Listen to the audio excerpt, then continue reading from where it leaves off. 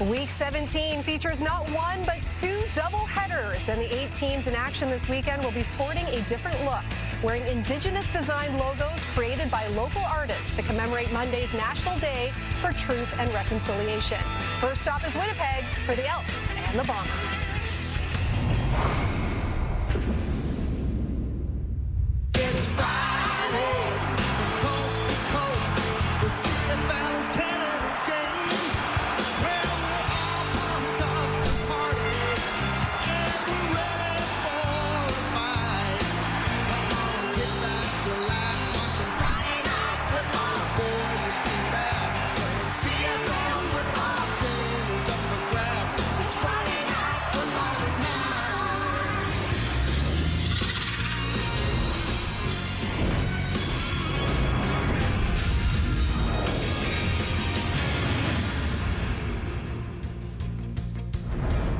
It finally happened last week in Edmonton. The CFL's leading rusher, Brady Oliveira, scored his first touchdowns of the season. The Bombers have won 6 in a row and can lock up a playoff spot with another win tonight. And they've done a lot of winning against Edmonton lately. The Elks have lost 11 straight to Winnipeg, but McLeod, Bethel, Thompson and company need that streak to end as they look to stay in the playoff hunt. Little Friday night football to kick off week 17 in the CFL. We are here already. Thanks so much for joining us. I'm your host, Laura Dyke, and we've got Enoch Mwamba, Davis Sanchez, we've got Jim Barker, we've got Paul LaPolice. It is a full house as we have entered the home stretch of the regular season. And just a little deja vu, because last week we saw these two teams in action, the Elks and the Bombers. Jim, what are you looking for in the rematch here tonight? Well, when you look at the statistics from last week's game, they played Saturday. The Bombers threw for 191 yards. The Elks threw for 178. Brady Oliveira ran for 127, but Justin Rankin ran for 157. The difference in the game, 6 turnovers by the Elks and 1 turnover by the Bombers, and that, I believe, is why McLeod Bethel Thompson is playing tonight. I'm looking at trying to tackle that man right there, and that's Trey Ford. That's Tyrell Ford, actually. But I'm looking at finding ways to get Brady Oliveira on the ground in the second half. That was a problem for the Elks last week, and that's a problem for everybody in the CFL. That's what's going to come down to the second half, and this Elks defense find ways to get stops when they need them, get the ball back to Mac by getting Brady on the ground. Coach, you mentioned the running game. I think it's going to be critical tonight. 157 yards last week for Justin Rankin. Can he duplicate that tonight? Because McLeod Bethel Thompson is going to need his help tonight, and having a strong running game tonight is going to be critical. Lots on the line for both of these teams. You may have noticed we're all sporting pins this evening, and that is to mark the National Day for Truth and Reconciliation, which is going down on Monday. And we're wearing these pins from Shop Love Collective, a Canadian e-commerce store specializing in collections promoting inclusivity, including reconciliation with Indigenous peoples. Now, this year, Shop Love Collective is giving $1 for every orange heart pin sold to the Gord Downey and Chani Wenjack Fund, a charity working to build a better Canada by creating a path towards reconciliation between Indigenous and non-Indigenous peoples. When you purchase an orange heart pin using promo code TSN, Shop Love Collective will double their donation to the Gord Downey and Chani Wenjack Fund. To show your support, you can visit shoplovecollective.ca, and if you'd like to donate to the Gord Downey and Chani Wenjack Fund directly, you can visit downeywenjack.ca or text DWF to 20222. We'll officially kick off week 17 right after this. Friday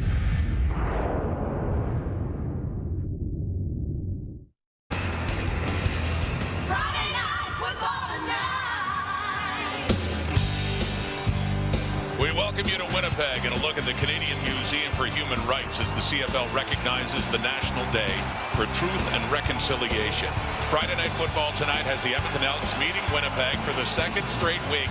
The Bombers have a chance to clinch a playoff spot, Dwayne Ford. For Edmonton, the situation is a lot more critical, but they have the best running game in the Canadian Football League, featuring one of the relative newcomer stars in Justin Rankin. Yeah, well, Justin Rankin is a guy who was in camp with Edmonton, let go in camp because of numbers, found his way back and has made himself indispensable. Monster game last week, 157 yards on the ground against the vaunted Winnipeg defense. Leading the way for Winnipeg defensively, 6 tackles, a sack, an interception, a knockdown for linebacker Tony Jones, also in camp with Edmonton this year, now trying to do his thing against his former team.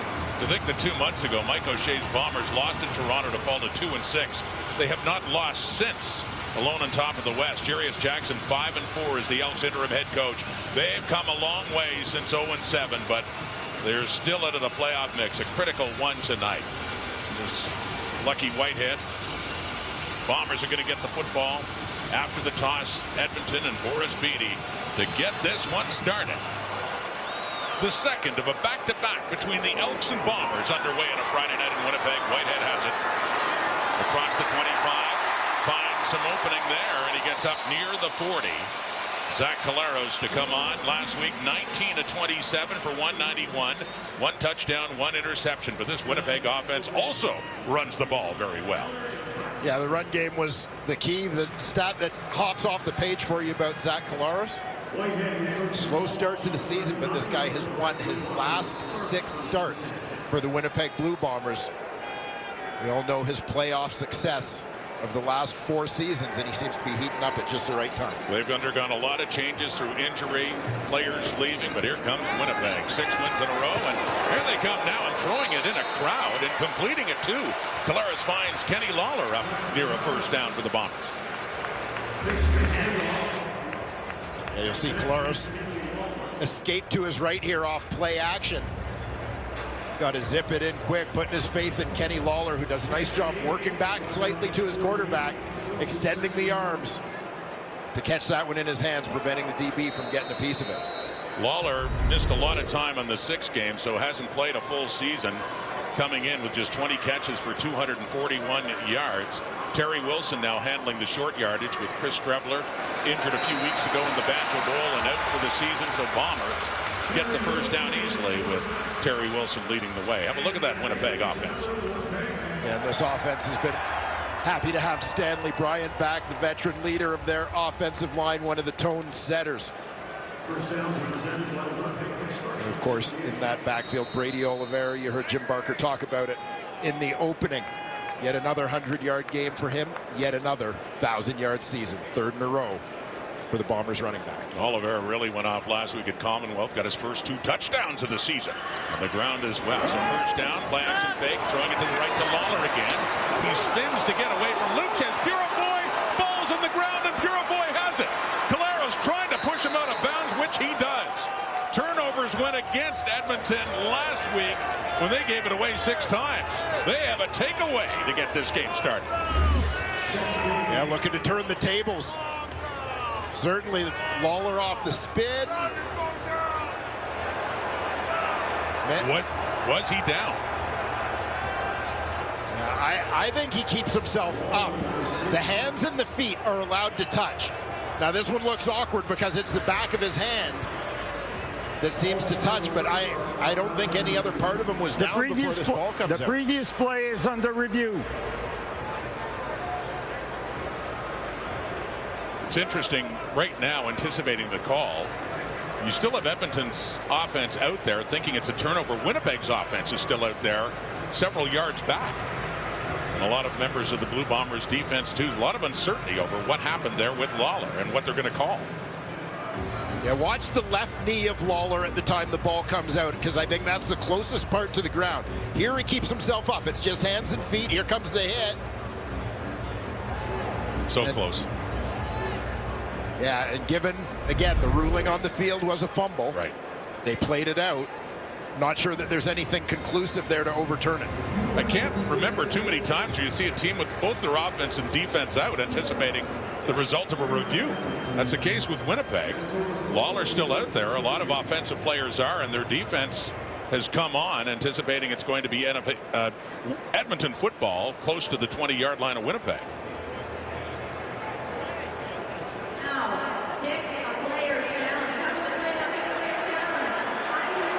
So is it a fumble by Lawler, or does Winnipeg keep the ball? Well, Winnipeg's Upon defense review is by the off. command center, the ball carrier was down with contact at the 53.5. It will be 2nd down. To your point about the hands, He could still touch with the hands, but it looked like the elbow just went down as the ball came out. Keep an eye here. Yeah, you're right. Left forearm gets down before the knee. Timer, please. Bombers dodge an early bullet. Do they ever? So they get to keep the ball, and Lawler gets the yards across midfield just inside the Edmonton 54. But mentioning the turnovers, though, Edmonton turned it over 6 times last week. Winnipeg only once. That was a big part of that 27-14 victory by Winnipeg. 2nd down and 6. Collaros off to the left. It is caught inside the 50 and more. For the first down, Carrick Wheatfall. One of the seldom used receivers this season, but it's been back in the lineup for the last couple of games and picks up a first down there. Yeah, Wheatfall had a terrific debut. Sort of the first man off the practice roster early in the season when the injuries started to mount in that receiving corps. Dalton Schoen and Kenny Lawler going down. A 100-yard debut, but then found himself on the injured list.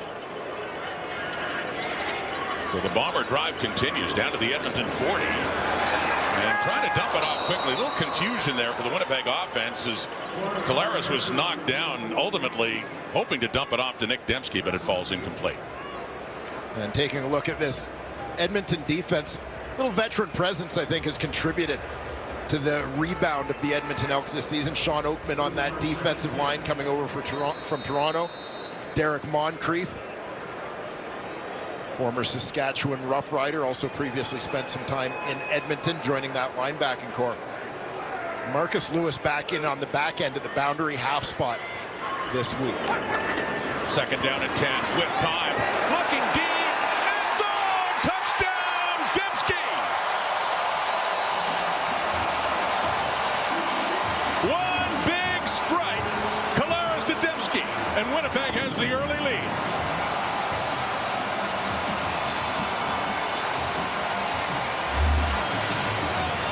See Nick Dembski to the right side of your screen, and the man standing in front of him, that's the safety, Luches Purifoy, which means a whole lot of open space in the middle. Nick Dembski's going to take the hole. Zach Collaros is going to spot him.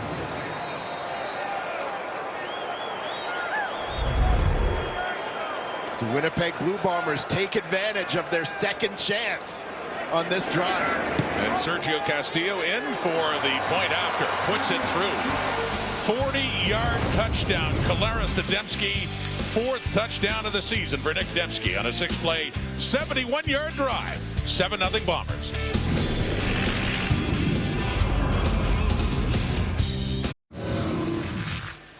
A quick start for the Winnipeg Blue Bombers in this one. Zach Collaros opening play action. Finds Kenny Lawler. A little bit of drama as a suspected fumble.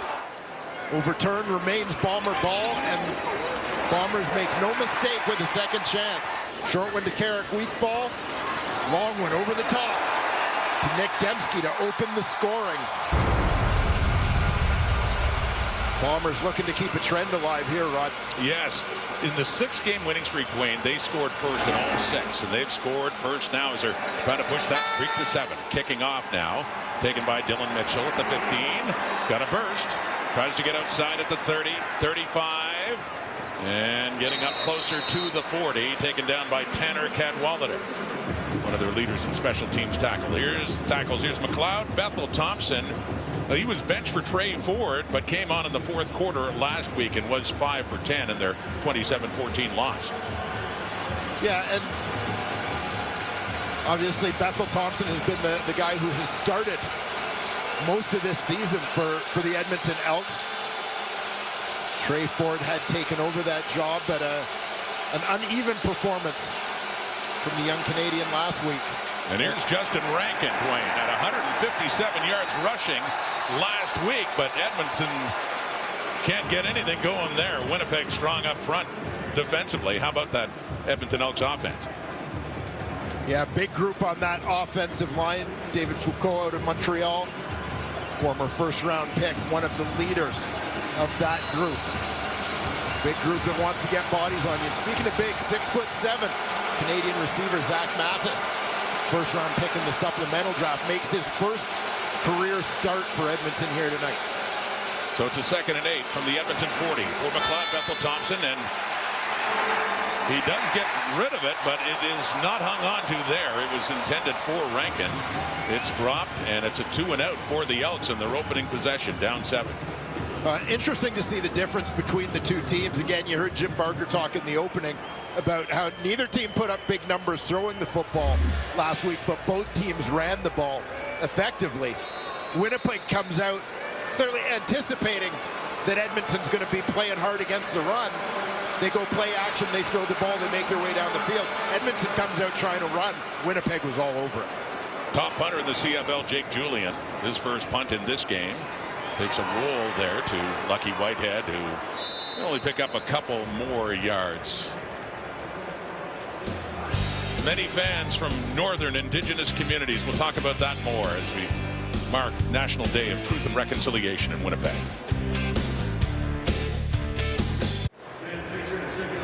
Orange Shirt Day is intended to raise awareness of the individual, family, and community impacts of residential schools and to promote the concept of every child matters. Lots of orange here at Princess Auto Stadium. This is in the warm-up, and those jerseys, by the way, are to be auctioned off with the proceeds going to Indigenous sport communities, Manitoba and Alberta as well. There's the Premier of Manitoba, Wab Canoe, taking part in the festivities before the game. You can see that with the singing of the national anthem and the coin toss as well. This is the tails. With the official National Day of Truth and Reconciliation coming up on Monday the 30th. Being recognized here in Winnipeg tonight and across the Canadian Football League. There's Brady Oliveira. Bombers with a 7-0 lead over Edmonton, and what a big day he had, as you talked about, Dwayne, last week in Edmonton. Yeah, 18 for 127 for Oliveira. As you mentioned, breaking that goose egg in the touchdown column on his stats line. Scoring a pair last week. 2nd and 4 now after that 6-yard pickup by Brady Oliveira, the CFL's leading rusher. Back in his hands. Got the first down and has more. Running hard, picking up where he left off at Commonwealth 1 week ago. Keep an eye here on the right guard. Pat Neufeld blocking down. That's going to allow Brady Oliveira to bounce it back out to the right side.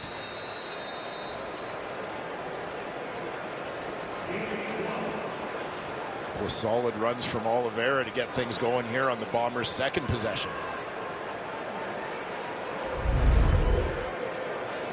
They get it up to the 45. First quarter in Winnipeg. Start week 17. That's caught Ontario Wilson, one of their top receivers this year in his first year in the CFL. Another catch, another first down. The Bombers offense on the move again. Ontario Wilson has found quick chemistry with quarterback Zach Collaros emerging as Winnipeg's leading receiver coming in this week. 844 yards through week 16. And 15 more there. He gets it down to the Edmonton 50 on Wilson's first catch. Back to Brady. And Oliveira in a little second burst after a pickup of what looked to be about 5. He gets close to another first down. About 9 more yards. Now once again, Bombers getting it done in the ground game. Oliveira looking to bounce wide. Nice cutback.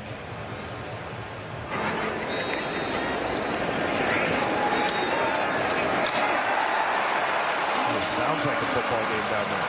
Sure does. And we're down to short yardage. And Terry Wilson, as mentioned, now the number 2 QB with Chris Streveler hurt and handling the short yardage as he did before, and looks to have another first down inside the 40, which is about where they got to last possession before that one big play from Collaros Dembski to get Winnipeg scoring started. It'll be interesting to see, watching the Bombers. You mentioned Terry Wilson taking over that number 2 quarterback role. Chris Streveler was a guy around whom they had built an entire offensive package. Yeah. Curious to see down the stretch if they're able to do something similar with Wilson. Wilson had only 6 carries before this game. He still hasn't thrown a pass in his CFL career. Of course, just not getting the chances being at number 3. And Clara's back in. Oliveira running hard again. Fired up too. Gets it down just outside the 30. And once again, you're going to see Oliveira attack the right side, pick his hole, cut it back a little bit. In behind his guard, Pat Neufeld. Nice recovery there by center Chris Kolinkowski. Coming back front side to get a block on that one. Well, he had 127 last week in Edmonton. Already 4 carries, 33 yards for the Bombers. And this their second possession. Moving nicely down the field, trying to wrap up or clinch a playoff spot. They can do that with a win tonight. I think they started their season at 0-4. CFL's hottest team. And that time, Oliveira is stopped. Needed to get just inside the 30 on that second down run. And it did not happen. They got stopped. Yeah, it looked like big Sean Oakman in the middle of that defense decided he had seen about enough.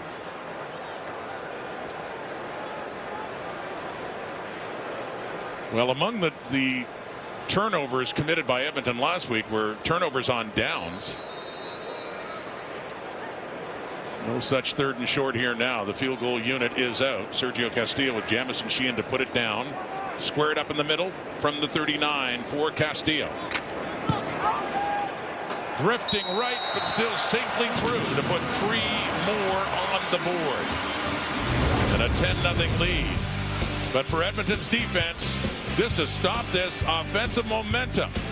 A good stop for the Elks to limit Winnipeg to 3 that time.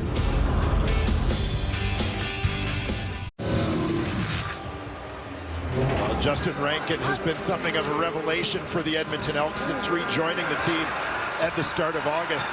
Had his second 100-yard game of the year, biggest yet. 14 carries, 157 yards. For those doing the math, that is over 11 yards a pop for the Edmonton running back. They've done a terrific job running the football. And back at it again. All the momentum going his side. We talked to him about his running philosophy. First of all, loves the game, but also doesn't like being hit. He prefers to hit. He wants to be the hammer, not the nail. Very much so, yeah. He's going to initiate contact. Justin Rankin may not like getting hit, but he's certainly built for it. Yeah. Low center of gravity, stock. He tells us he trains with bodybuilders in the offseason in terms of the weight room, but in terms of his workout, works out as a receiver. Trains as a receiver. It's interesting. Something he came up with. Running back here again. His 3rd carry of this game and up across the 50, and that's a first down for the Elks. Their first down of this game. Edmonton, the top rushing team in the Canadian Football League. You've got 2 of the top 3 in this ball game in Edmonton and Winnipeg.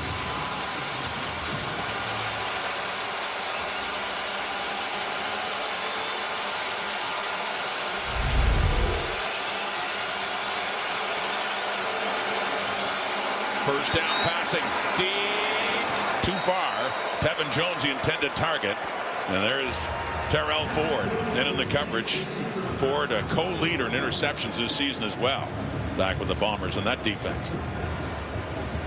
And get Jamal Woods back in the interior of that defense. Big defensive tackle, has a couple of sacks. Michael Ayers starts again for the injured Kyrie Wilson at the weak side linebacker spot. Keep an eye on Terrell Bonds, the boundary corner. We'll frequently see him matched up against Edmonton's leading receiver, Eugene Lewis. From the Edmonton 51, second down, it is caught right near the first down marker. That is Tevin Jones. He'll actually be about a yard shy as we get closer to the 3-minute warning here. And a 3rd and short coming up here for Edmonton. And here you'll see Tevin Jones gets to that first down marker. So linebacker widens. He just sits down in the area vacated. Bethel Thompson hits him. Set up this 3rd and short play.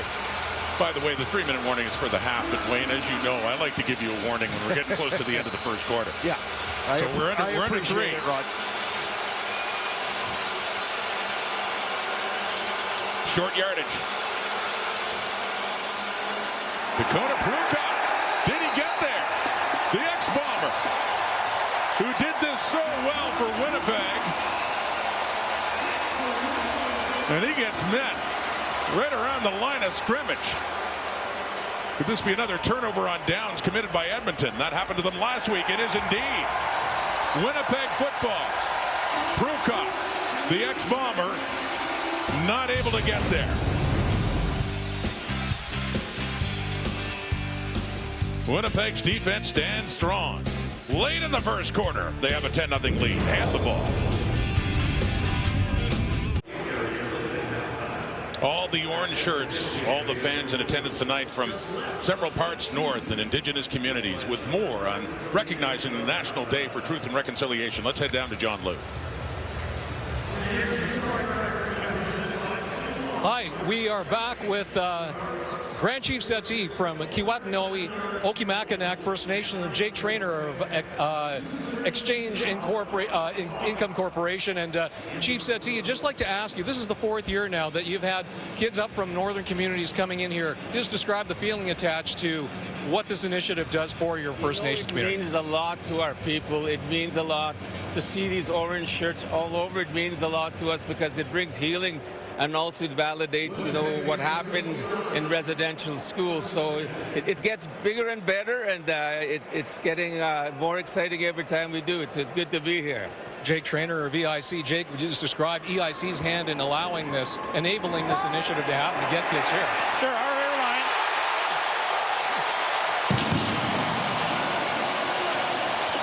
Bombers have scored. Hold that thought. It is Carrick Wheatfall. Let you guys continue in a moment here, but Wheatfall comes up with a touchdown and second big passing play for the Bombers, 61 yards as Winnipeg increases its lead. Yeah, again, taking advantage on a defense that's focused on stopping the ground game with Oliveira in the backfield. Everybody's got eyes focused on him. Backer's got to stay in the box. DB's late to bail. And Wheatfall. And for Carrick Wheatfall, that is his first CFL touchdown. He did have a longest of 76 yards in Ottawa. You talked about that great breakout performance back in week 2 for Wheatfall as a Blue Bomber. The point after is good. Let's go back to John Liu. About how EIC has enabled this initiative to happen and allow kids to come down from northern communities to enjoy the game on Truth and Reconciliation Weekend. Sure, our airlines fly into each one of these communities up in the north, and over the last 24 hours we've flown in over 1,000 kids from remote northern communities. Giving back is a huge part of the EIC culture. Thank you for this, gentlemen, and enjoy the rest of your evening. Thank you. Perfect night for football. Certainly is, John. Thank you. And yes, all those fans, and we've seen it the last few years, a great initiative to bring fans from northern communities here to watch this CFL game. And yes, the presence of orange very clear tonight in Winnipeg. And assuming they are Bomber fans, of course, they're liking what they see so far. It's been all Winnipeg in a 17-0 lead. Terrific start here for the Winnipeg Blue Bombers. Balanced attack. We saw them come out throwing the football on their first possession, ran the ball heavily on their second possession, which resulted in a field goal. This time taking to the air again, going over the top. Put Edmonton deep in a hole to start this game. Well, Carrick Wheatfall got deep in behind coverage and was nicely open for Collaros to hit him, and Edmonton Elks. A critical game for them tonight. They're in a hole. 17 points. Number 17 there. Dylan Mitchell on the return and taken down up shy of the 30. Well, Wheatfall's the number 2 receiver, second in from the sideline here, and you're going to get a couple of verticals on that side, forcing the defenders to make a decision. Lawler going deep on the inside.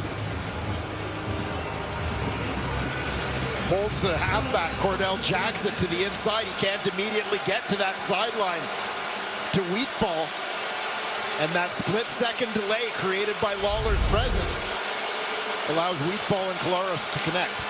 McLeod, Bethel Thompson Hands off to Justin Rankin, trying to get him going. He had 3 carries for 13 yards leading into that one. As we get closer to the end of the first quarter, but the net offense coming into this series, 184 Winnipeg to 23. That's it for Edmonton. And the big thing from an Edmonton perspective is to remember where they are in the game. It is just the first quarter. A lot of football left to be played. They don't necessarily have to abandon their strength, which is their run game, to try and get 17 points back all at once. They've got lots of time. They do have to get some stops defensively to help out the Oaks. It's a team that's second in net offense in the CFL. Quick hitter, and it falls incomplete. Intended for Curly Gittins Jr. with coverage there by Michael Griffin. So a 3rd and 6 coming up, and the Elks will have to punt again. Curly Gittins is just going to hit a quick slant here. Bethel Thompson gets it in a decent spot. Initially it looked like it was a little low, but pretty good spot, but Gittins just unable to squeeze that. So Jake Julian with another booming punt for Lucky Whitehead inside the Winnipeg 25, across the 30 and out of bounds at about the 36 for Whitehead. Fans calling for a flag. A little bit of contact as he was heading out of bounds.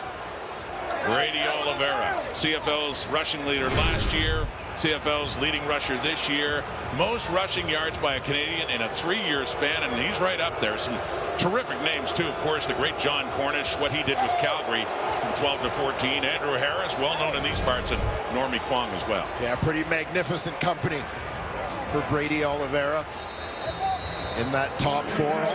All four of them posting 3 consecutive 1,000-yard seasons. Brady once again eclipsing that milestone last week against Edmonton.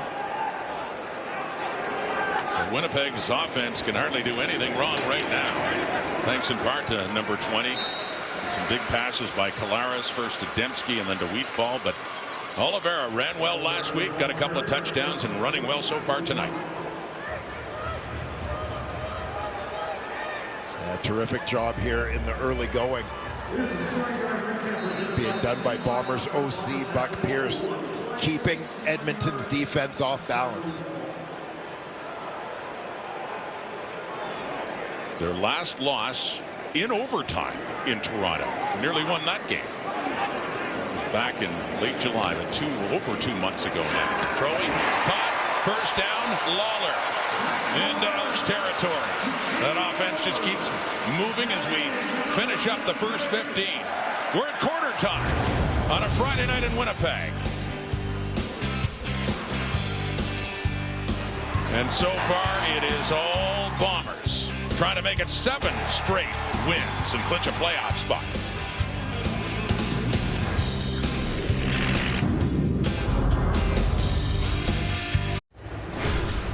Through one quarter, 17-0 for all the success, Dwayne, of Edmonton's offense in the last month and a half.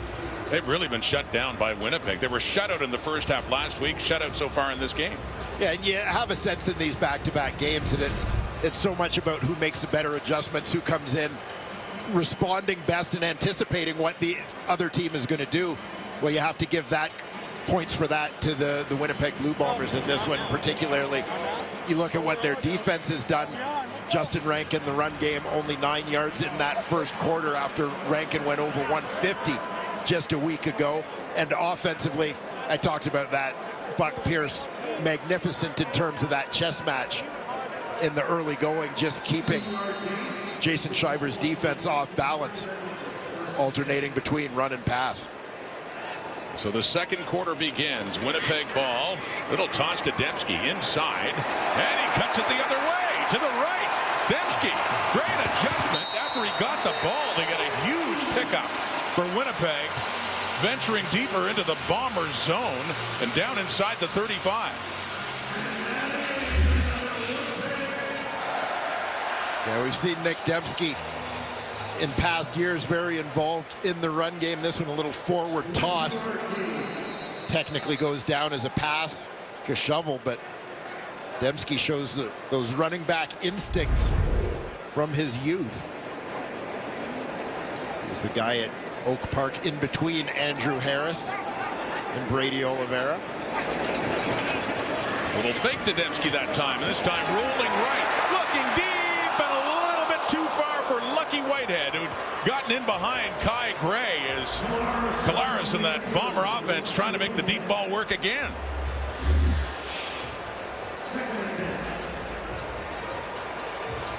Yeah, Collaros getting to the perimeter. Big Eric Lofton leading the way. Whitehead just using his speed straight down that sideline. Outside release and go. Gets in behind Gray, but needed Willie Jefferson's arms to pull that one in. A little bit more height. So they'll go with 2nd and 10 now. The Edmonton 33. A little bit of pressure. Collaros dumps it off. Gets it down to Oliveira, who does a whole lot more with it. Brady Oliveira! Touchdown! Oh, what a run after the catch by Oliveira.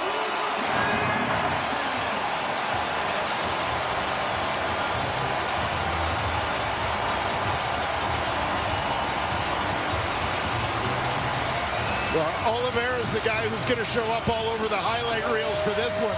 But this starts with a terrific effort from Zach Collaros to find him while under pressure. Collaros steps up, hits coming, takes one to deliver the ball to his running back. And Brady Oliveira just refuses to go down. How about the balance coming off that spin move? Oliveira, 5-play, 74-yard drive, but he does a good chunk of it with that one catch and run, Castillo another point after. And it's an early rout so far in Winnipeg. The only thing in common from last week, the Elks in the first half don't have a point yet. It's 24-0 Winnipeg.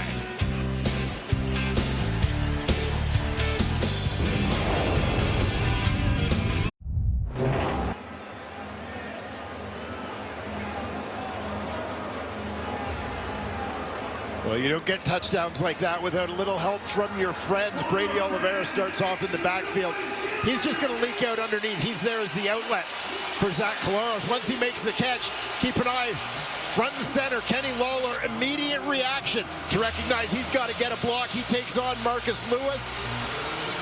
That brings Oliveira to the next level. Number 20 does the rest. A 24-point hole for the Elks. Dylan Mitchell on the return. And not much there. He's taken down shy of the 30. Oliveira, who didn't have a touchdown this season, incredibly, until last week. And then he got 2 on the ground, and now he has 1 through the air. And how about that? The chicken box. He had reason to bring that out last week. And he and the Bombers must love that dance because it took him until week 16 to get his first 2 touchdowns of the season. And now apparently visiting the chicken box on a weekly basis. Back-to-back weeks, Oliveira's found the end zone. So Eugene Lewis and Rhett Cramdy reading his mail, taking him down. Lost yardage for Edmonton. It's that kind of night so far. Yeah, Rhett Cramdy for me is one of the underrated stories in the Canadian Football League this season, having taken over that nickel linebacker spot on a full-time basis. Ranks 2nd on the Bombers behind only Evan Holm in defensive plays. In his 4th year out of the Montreal Cataban program. 2nd and 11 after that loss. Bethel Thompson airing it deep. Over the middle. Had an open receiver in Zach Mathis with Jake Kelly covering him. A flag does come out, but it was a bit too far, falling incomplete. And the punting unit is coming on for Edmonton. Edmonton number 65. That penalty is declined. It will be 3rd down. So 4 possessions, 3 of them resulting in punts. Just 3 plays, and then the other one they moved a bit, 5-play drive, and turned it over on downs. Winnipeg's defense isn't giving them much. And a frustrating night so far for Jarius Jackson as Jake Julian's in to punt it again.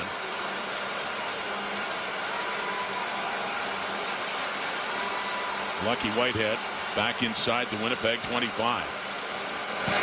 Julian from Barrie, Ontario. 30. Spins. Can't get much further, up around the 34. When Brady gets into the end zone, he does the chicken box. John Liu is going to have more on that coming up.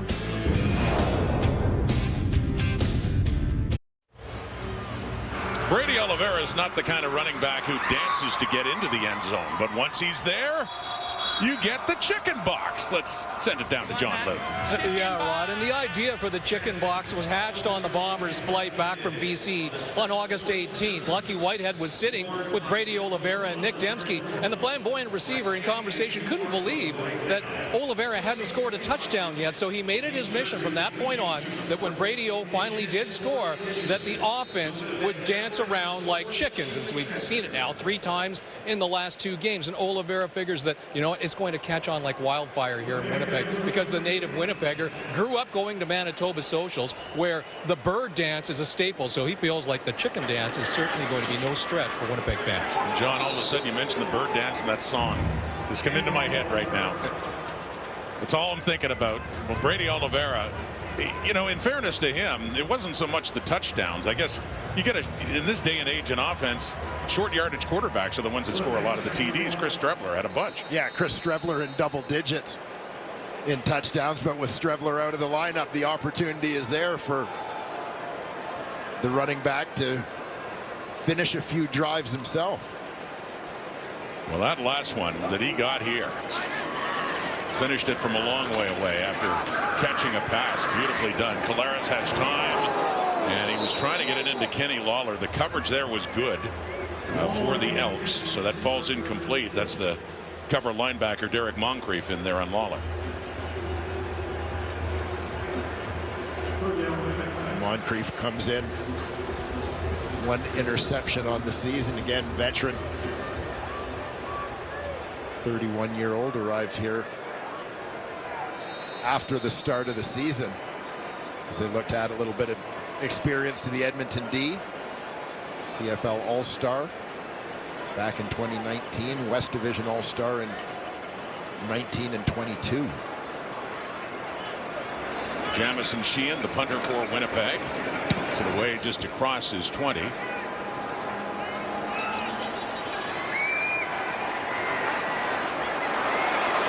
Devondrick Bynum in on the returns. They've mixed things up in the return game as Bynum has that one. Well, they go back to McLeod, Bethel Thompson. Jarius Jackson had just gone to Trey Ford last game and then back to McLeod. Why? Well, the rationale behind that is I just think he's given us more consistent play at the quarterback position, and he gives us the best opportunity to win. It's pretty much that simple. You know, I know quarterback can be definitely the most scrutinized position on the field, and you know, both guys have been, you know, have had their ups and downs throughout the season, but overall I think Mac has been the more consistent guy at the helmet quarterback for us this year. Rankin the ball carrier, and it certainly didn't help that Edmonton turned the ball over 6 times last week. Yeah, certainly has to be a consideration, that being such a determining factor in the outcome of ball games. And that game, unlike this one, was very close in the first half. It was 3-0 Winnipeg last week at Commonwealth. They did open it up to 10 before the Elks responded, tied it at 10. Then in the fourth quarter, Winnipeg took over, won it 27-14. To improve to 8-6, the Elks fell to 5-9. 2nd and 5. Edmonton in a hole. That is caught. That's Dylan Mitchell inside the Bomber 50 and a first down for Edmonton. Just a quick hitter here as the Elks look to finally get a little bit of traction here. Dylan Mitchell going to come down from the outside. Kevin Jones clears it out.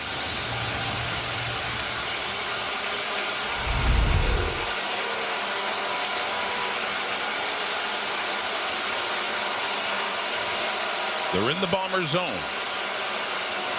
Handing off to Rankin. Find some room to get it inside the 45 of Winnipeg. Set up a 2nd down.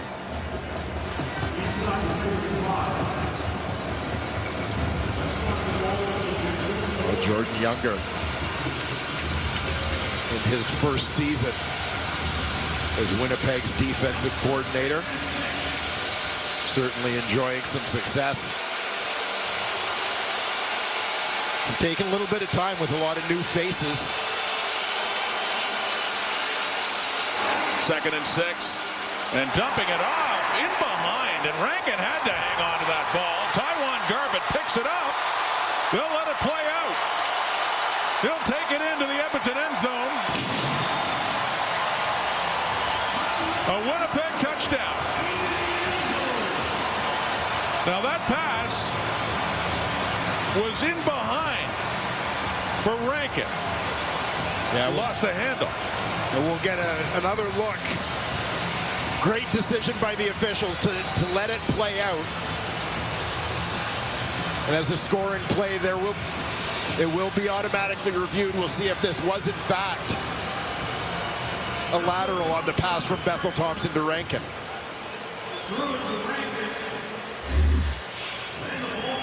Okay, so we'll see where Bethel Thompson is when he throws this football. Play is under review. It certainly appears that that ball traveled back slightly towards the Edmonton goal line on the pass. And never did have possession. So that's a fumble. Here's a decision from the command center. Upon review, the ruling on the field is confirmed. That was a backward pass. We've got a touchdown. If it can go wrong, it will go wrong for the Elks so far in this game tonight. Just the opposite for Winnipeg. Taiwan Garbett. You look at that pass again and see why it was a free ball for the Bombers to pick up. Yeah, and here you'll see Bethel Thompson kind of steps up as he looks to the outlet. Rankin just slightly behind him, maybe about half a yard or a yard behind him. But the officials in position to see that, make the right call. At first glance, Dwayne, that the only hope for Edmonton here is if Rankin somehow had recovered the ball and then it squirted out, in which case they could have ruled he had possession and was down, but he never did get that possession back. So Winnipeg's defense gets in on the scoring act. It is 31-0.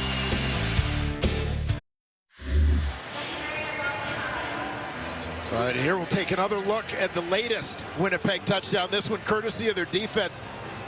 Bethel Thompson leaping forward, trying to throw it back to his running back. Ball travels backwards from the line of scrimmage. That is a lateral. Rankin unable to come up with it on the ground. Garbett does.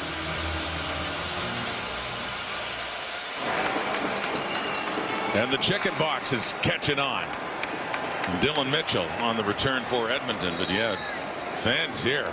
Many reasons to celebrate so far. We're just halfway through the second quarter, and it's a 31-0 Winnipeg game.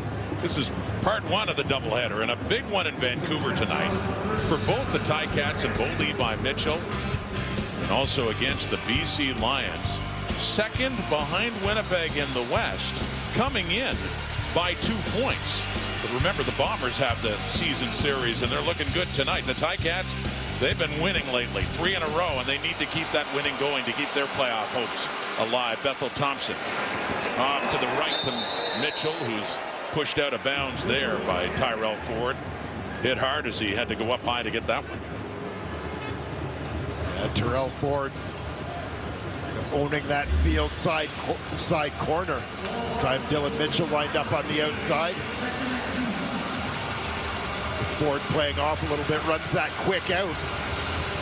But you see with the time it takes for the ball to travel that distance out to the wide side, the speed of Tyrell Ford gets him there quickly to make the hit.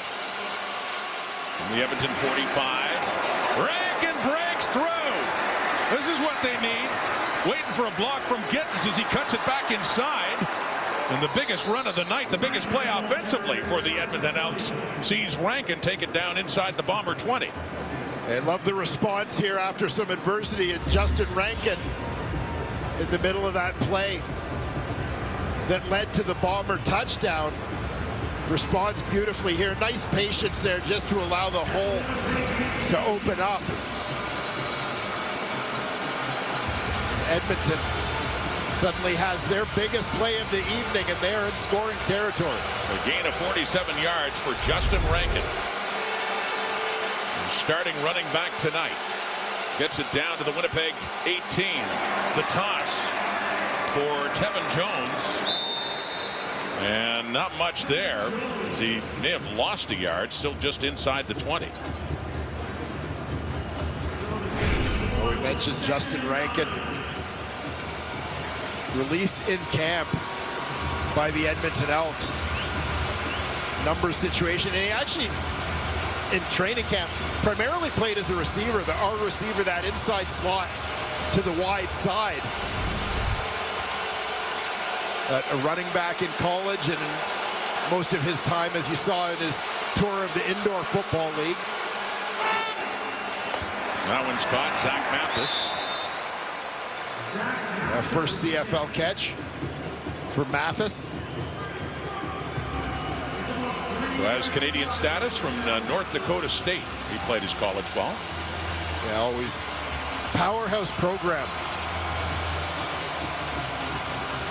in FCS football, North Dakota State. Mathis, part of 3 national championships. But down 31 points. And yes, I know still first half, but Boris Beatty does come on, so they're going to, by the looks of things, settle for 3 on a 3rd and 2. Despite the huge Winnipeg lead, choosing not to go for it, just trying to get on the board. Beatty was 2 for 2 last week, and he is 1 for 1 in the night. First points is finally that shutout in the first half comes to an end, as it's now a 31-3 game. A big run there from Justin Rankin sets them up to get points. This is a guy, there's no question, what drives Edmonton's newest running back. And there isn't, I was just going to say, not much question is all. Here's what he had to say when asked about what makes him a good running back. I love football. You know, that's the best way to describe it. I know a lot of guys say, like, you know, the hungry, but I just love football. And I think at the end of the day, like, you always meet someone that may love football more than you, and it shows on the football field. You know, and that's the best way I could describe it, is I love football a lot more than a lot of people. Pretty simple. Straightforward, the way he runs. It's Winnipeg ball now with still with a 4-touchdown lead, 28 points. But Rankin, Jarius Jackson, we asked about him too. I mean, they had Kevin Brown, you see, just in behind him.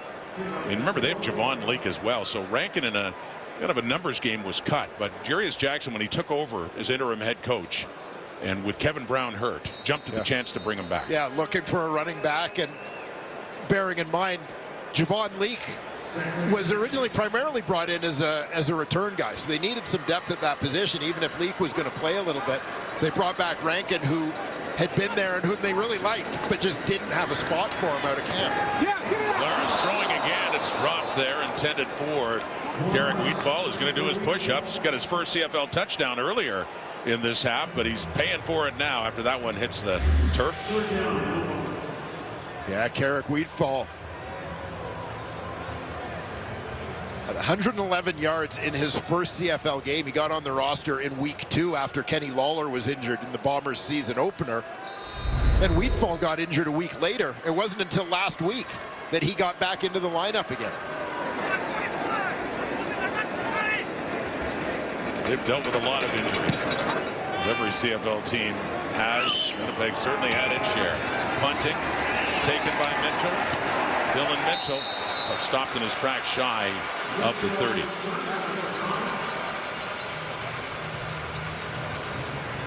Well, you got Rankin, you got Kevin Brown, you got Javon Leake. Leake's already over 500, and Rankin, that was coming in at 455. He's over 500 now.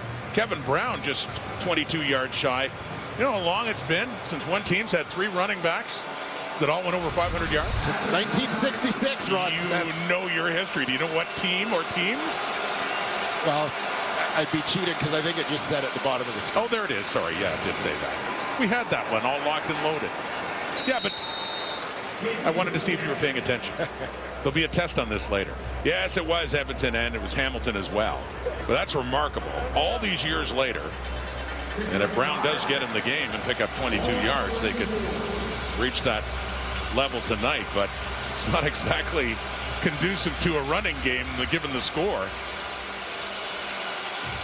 3 minutes until halftime. Hear from Laura Dyken and the panel back in studio in this Friday Night Football doubleheader. Up later, it's the Ticats and the Lions. Close to halftime, a game so far thoroughly dominated by the home side. Oh, Paul, he's preparing. He's mentally preparing for halftime. Got a new coach's playbook. We've seen a lot of clucking in Winnipeg so far. Winnipeg making a statement. All right, Rod, Dwayne, you got to finish us up here. Cluck, cluck. Hey, Laura, we're hoping to see the chicken box, all of you, doing that tonight, including Lapo, during his preparation. Halftime coming up. Thoughts on this one? A lot of positive thoughts, I'm sure, about what Winnipeg's done. Not so much for Edmonton, trying to just work their way a little closer. That won't help. It's intended for Tevin Jones. It falls incomplete. So a third down is coming up. Just all Bombers. Biggest offensive play, one of them for Edmonton, that long run by Rankin to set up a field goal. But aside from that, yeah, it's going to be critical here late in the first half for the Edmonton defense to shut the door.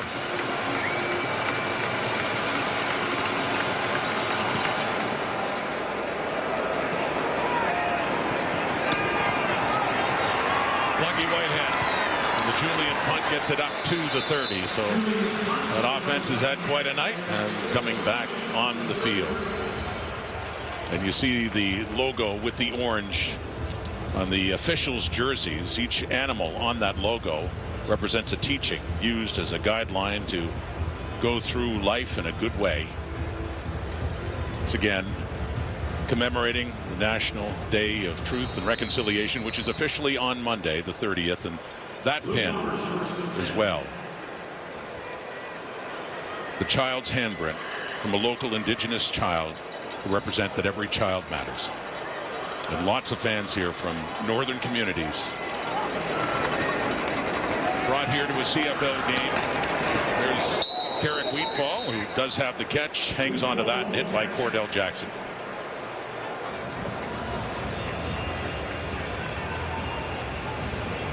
We mentioned Wheatfall coming back into the lineup, picking up where he left off. You think about the job done by 3 first-year guys in that Bomber receiving core. Ontario Wilson, leading receiver for the Bombers on the season. Wheatfall has been terrific when he's been in. And of course, rookie Canadian Kevin Sklercius as well, picking up the slack with the injury to Drew Wolodarski. 2nd and 5. Another deep look. Down the left and open. Dembski picks it up. Oh, what a catch. Down inside the 30. Look, Dembski. Back in the first quarter, he hauled in a 40-yarder for a touchdown. What a grab. I love the adjustment to the ball here from Nick Dembski. He's the number 3 receiver, inside man to the left side of the formation, working towards the corner. The ball is a little bit short, so he's got to flatten it off, but watch how he dives for it. Looks like he kept it off the turf as the defender Marcus Lewis overran it, allowing Dembski to pick up a couple more yards. Well, it can't be challenged now, Dwayne. They've already run another play. Have another look. And knowing it was close, he kept his hands underneath that one. That was just a beautiful grab. Yeah, tremendous concentration there. Well, the Bombers not taking any chances anyway. Went tempo to get another play off. And a gain of another 5 yards, or call it 4. 2nd and 6 coming up at the Edmonton 25, looking to pad that substantial lead before halftime. 1:40 on the clock here at Princess Auto Stadium, 31-3. Colaros, time again to take a shot. That one falls shy. The defender, Kai Gray, had fallen down closest receiver was Dembski, but it kind of fell down in between them. Yeah, looked like similar kind of thing. You're going to see the pressure coming from the recently returned AC Leonard. Reintroducing himself to Zach Collaros. Leonard ending a semi-retirement. It seemed like that. It's disappeared for a while before going back to Edmonton. He was their sacks leader last year. Sergio Castillo. Another field goal.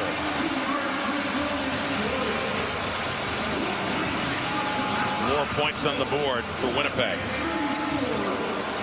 With 1:26 to go until halftime and back to a 31-point lead.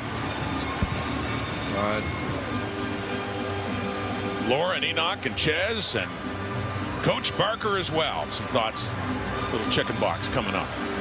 Lapo's there too. I was going to say, yeah, How come Lapo didn't get on the board?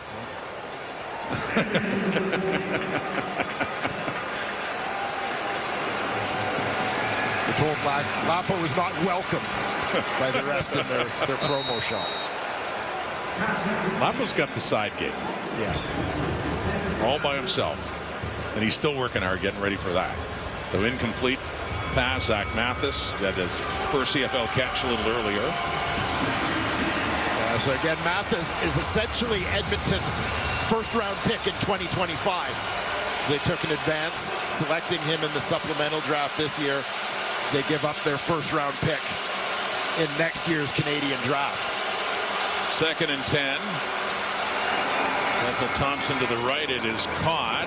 First down in across the 50 towards midfield. 1:15 on the clock as they hurry up over the ball. Yeah, I mean, we talked before the last Winnipeg possession about the fact that Edmonton needed to shut the door. They couldn't give up points to let this margin get any wider before the break. Well, now it puts the pressure on their offense. They've got to respond here. Deep shot. Open receivers Mitchell, but too far. Well, in the last game, after the game against Calgary, which Edmonton won, and Bethel Thompson started, they were heading into a bye, Dwayne, and shortly after, Jarius Jackson made it clear he's going back to Trey Ford. Yeah. After last week, goes back to McLeod Bethel Thompson. But, you know, with a 31-point game, do we see Trey Ford in the second half? Well, you think about the first real action we saw from Trey Ford this year against Hamilton. They were in a deep hole. Ford led them on something of a comeback late in that football game. Hard hit on Curly Gittins there. Reddick Ramsey on him as we had a minute to go till halftime. If you're Edmonton, you wonder if lightning may strike twice, if Trey Ford may be able to provide that kind of a spark. But I mean, big picture, you heard Jarius Jackson talk about why he went back to McLeod Bethel Thompson. Feels he's more consistent, their best chance to win right now. Checking it down to Rankin. Jake Kelly's there to make sure he goes no further on that first down play. Still outside the 40, 51 seconds until halftime. Certainly an interesting discussion and something you've got to consider. I mean, this is part of the benefit of having two quarterbacks who can play and in whom you have some faith. They give some different looks. At the 42, they run a draw to Rankin. Going nowhere, Jamal Woods has him wrapped up. Cramby helps out too. So a third down coming up. Reddick Cramby, 16th overall pick back in 2021. Pretty good luck for Winnipeg in round 2. Picked Terrell Ford in the second round a year later, and you've got the two of them starting in what you would call non-traditional Canadian positions on defense. Halftime's getting closer. Under half a minute. Third down. Caught. First down. It's Gittins with it. Down about the 23 of Winnipeg. See if they can find the end zone before halftime. Yeah, Curly Gittins working out of the slot. He's just going to attack the middle here. Nice job throttling down instead of running into the safety.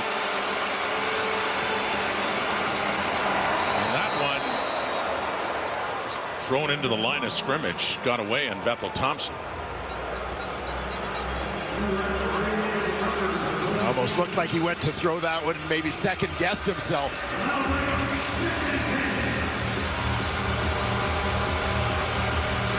Complete pass. Gets the clock stopped.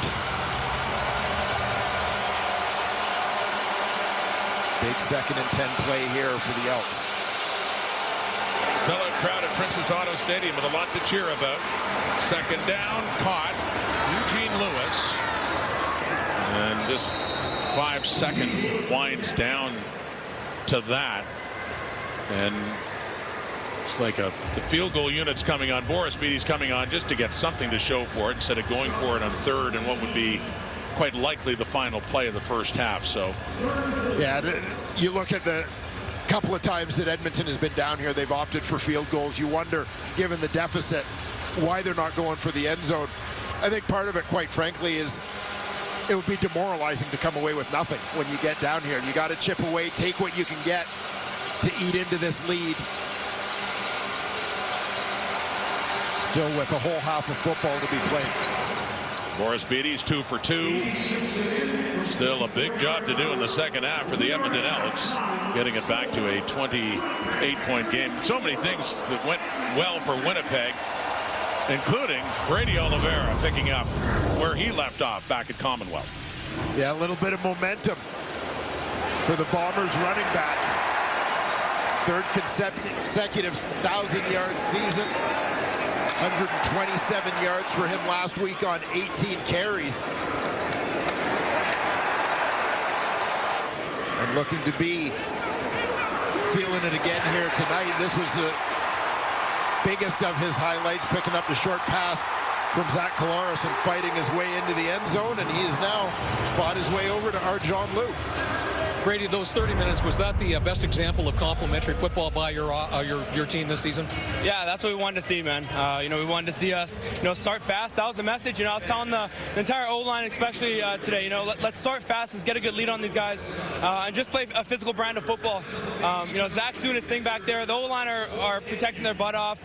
Receivers are getting open, and it's just a thing of beauty right now. So we've got another half that we got to come out here and still execute at a high level and finish this game out. Considering the adjustment you had to make to stay on your feet to get that touchdown, was that chicken box dance the most satisfying out of your 3 so far? I think last week was, man, just to get that monkey off my back. But, man, the reason I run so hard and all that second effort stuff is for my teammates, man. They deserve my best every single week, week in and week out, and I just go out here and try and honor them to the best of my ability. So, that's for my boys right there, and we got to come out here and have a really big second half. Thanks for this, Brady. Thank you, appreciate it. Laura, chicken sandwiches for all the fans here at Princess Auto Stadium. Back to you and the panel. Yeah, the chicken is definitely off. Brady Oliveira's back, and those Winnipeg Blue Bombers came into this game with a plan and executing it to perfection so far. We knew they needed a win here tonight to become the first team in the West to lock up a playoff spot. The big play Blue Bombers are definitely back, Ches. Yeah, quickly, too. And there was some coverage of Edmonton in the first half that between Lapo, Jim, Enoch, myself, we all 50, 100,000 years of football. None of us knew what it was, except Laura's the only one that knew what this was. At the top of the corner, he's doing some sort of trap. Down here in the bottom corner, he's locked up, and 2 high safeties. We don't know what coverage this is because nobody is looking at Dembski. Not a single guy except for the low player, Purifoy. Look, he touched someone. He's passing him off. Not a single other Elk has any eyes on Dembski at all, and that's a touchdown. Watch this. Look at all the eyes. Only one that sees him is Purifoy. He's clear, number 0, clearly a low player. No one else even sees him. Down he goes. No one sees him. Bye-bye. Until it's too late. Touchdown. Yeah, until it's too late. None of us, honestly, we all put up the coach's film. None of us can figure out what coverage that was in here. When a corner has 2 high guys running at him vertically, he's got to stay with one of them. Some sort of cut coverage. Look, you want to try to disguise stuff and confuse your opponent, but I think they confused themselves in the first half. That was way too many busted plays, especially on the road to get that crowd going. Listen, there's no confusion in the offensive side for the Winnipeg Blue Bombers. They didn't do anything too complicated. They went to what works. They went to Brady Oliveira. They handed him the ball, and if you look carefully, the beginning of this game, it was RPO because they knew that our Edmonton defense was looking for him to get the ball handed off to him. And then after a few RPOs, Buck Pierce just said, all right, you go ahead and you do your thing. And Brady O was displaying his balance, his strength, his patience, physicality. You look at this play right here was absolutely spectacular. Spins, catches his balance, very mindful, very demure, and amazing first half so far for this Winnipeg offense. Well, when you have your offense playing like that, and then you turn around and your defense plays the way this Winnipeg defense is playing, they got 6 turnovers last week, 5 in the first half against Trey Ford, and they came out tonight doing the same kind of thing. They created turnovers. They created stops. Here they stop them on 3rd down, get the ball at midfield. And then here you're going to see in this next play, again, McLeod throws a lateral. They can't handle it. Again, a little bit of a misplay by Edmonton, but a touchdown for the Bombers.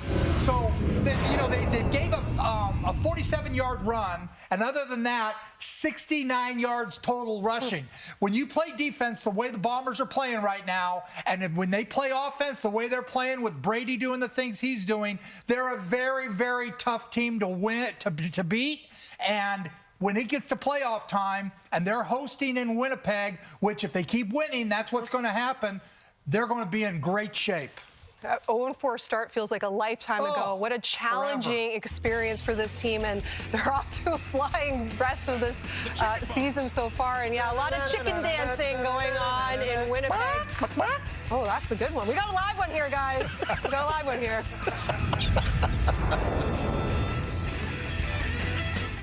The second game of tonight's doubleheader is set to kick off in just over an hour from now. A cap fight at BC Place as Bo Levi Mitchell and company looking to win their 4th in a row, while William Stanback and the Lions need this one. Only a point up on the Riders now for 2nd in the West. And with more now on Hamilton's defense, who better to talk to?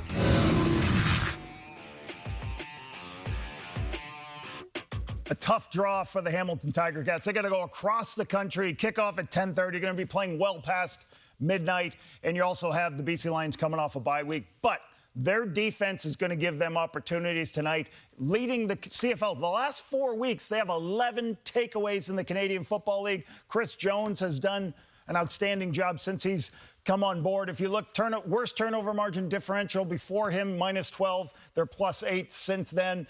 They've won the turnover margin in the 4 games that he's been there. Let's take a look at some of the takeaways, what they've been doing defensively. Some really good pictures of what they're trying to accomplish from their ability. We're a little slow here tonight with our big board here on Lapo's big board. Okay, pressure. They've done a good job getting some pressure on the quarterback. Chad Kelly's sprinting to his left, trying to find some receivers. Just sometimes bad decisions, people be in the right spot. Stavros does a nice job of being in the right place at the right time.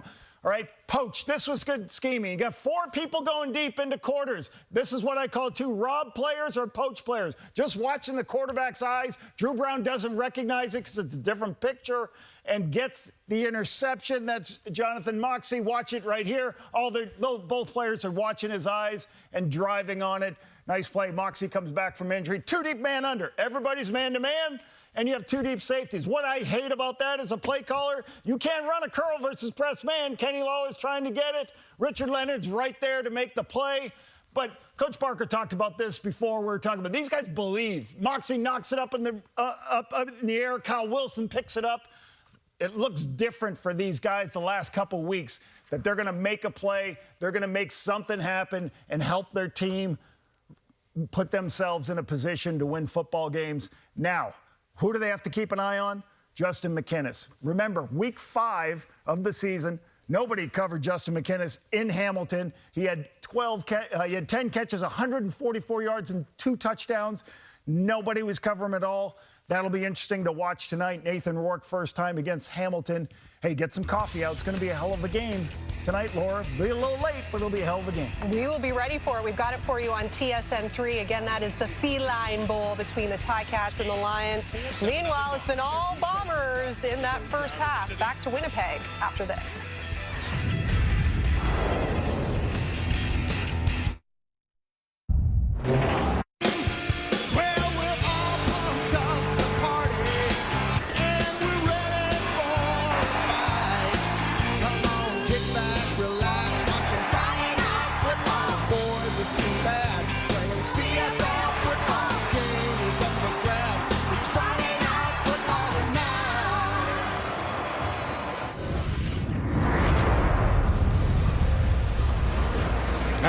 Winnipeg, and the numbers just are not pretty for the Edmonton Elks, especially that one at the top, trailing by 28 points. So what is Jarius Jackson to do? Here he is now with John Liu. Jarius, offensively and defensively, what are your priorities to cut into this Bombers lead? Well, we just got to execute, right? We got to take it one play at a time. We got to come down. We get the ball this half, so we got to come down and get 7 and bring it within 3 scores to give ourselves a chance. We got to get some stops on defense, right? We've given up a few corner routes to the field and to the boundary with our halves, so hopefully we made the right corrections, and hopefully we'll do better in the second half. Which quarterback will start the half for you? I'm sorry? Which quarterback will start for you? McLeod, MBT will be up. So you still despite the fact that the first half didn't go your way, there's still strong belief in his ability to give you your best chance to get back into this. No question. We just got to execute. That's simple. Thanks for this, Jarius.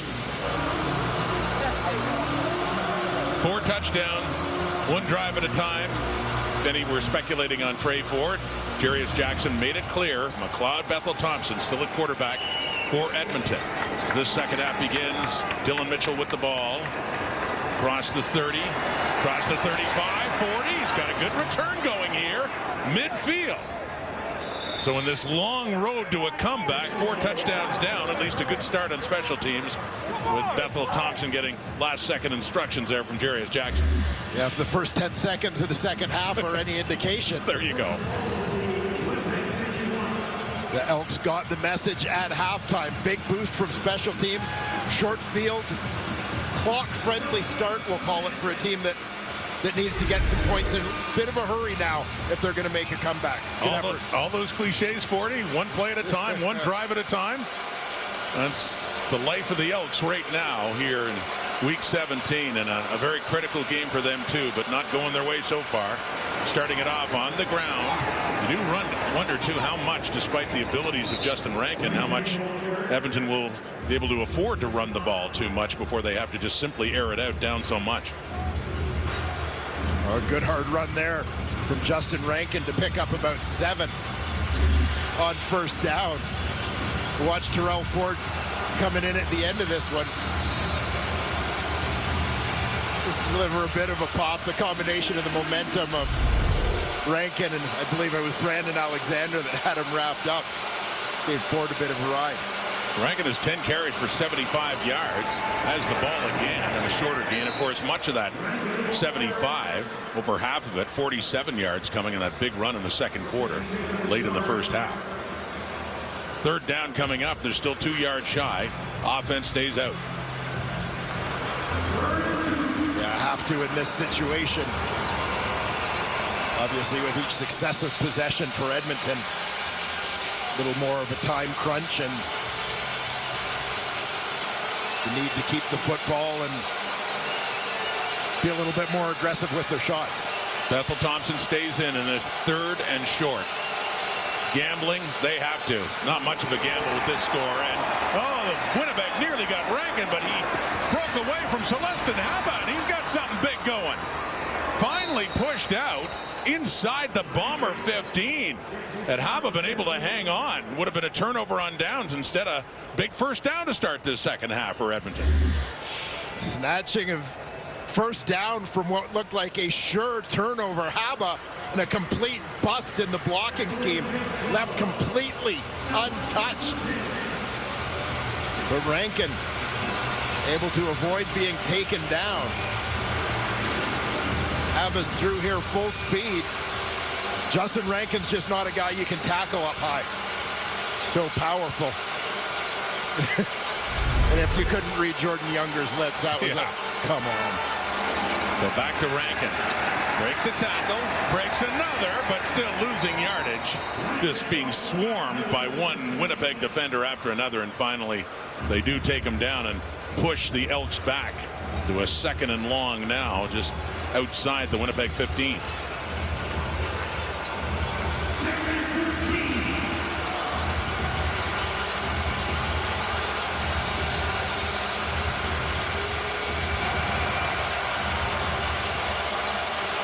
Bombers certainly came in having adjusted and prepared for the Edmonton run game. 2nd and 13, Bethel Thompson. He dumps it down to Rankin, who's tackled nicely by Reddick Cramdy to prevent him from breaking free to the end zone. Another third down is coming up, so you're an easy chip shot field goal range, but we're talking about 3 points instead of the need for 7.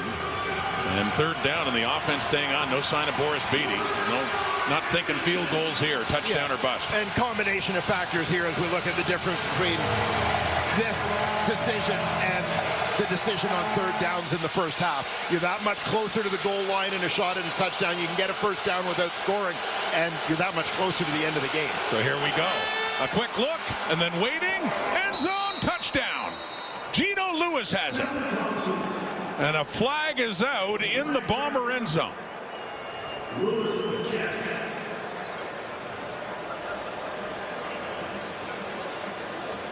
As the Elks wait and see if it's coming back. I think they're going to suggest that Gino Lewis pushed off of the defender here.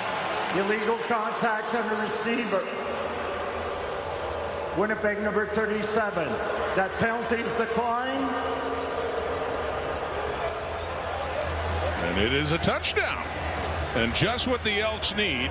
Still down a bunch, but as said, one at a time in the best possible way to open up the second half for Edmonton.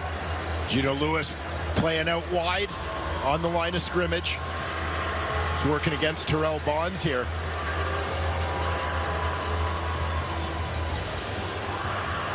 Just sitting it down. Yeah, it looked like the Winnipeg defense was celebrating after hearing the call down at field level. But clearly, the Bombers thought it was against Edmonton. Yeah, I mean, there was clearly nothing offensively there. So Boris Beatty comes on now. See if they can turn 6 into 7. Much needed points. That's just get them to within 21 after a 6-play drive.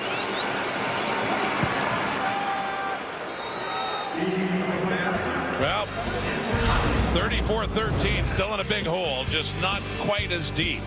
Starting the second half with a touchdown drive. Gino Lewis has it on a 6-play, 51-yard drive.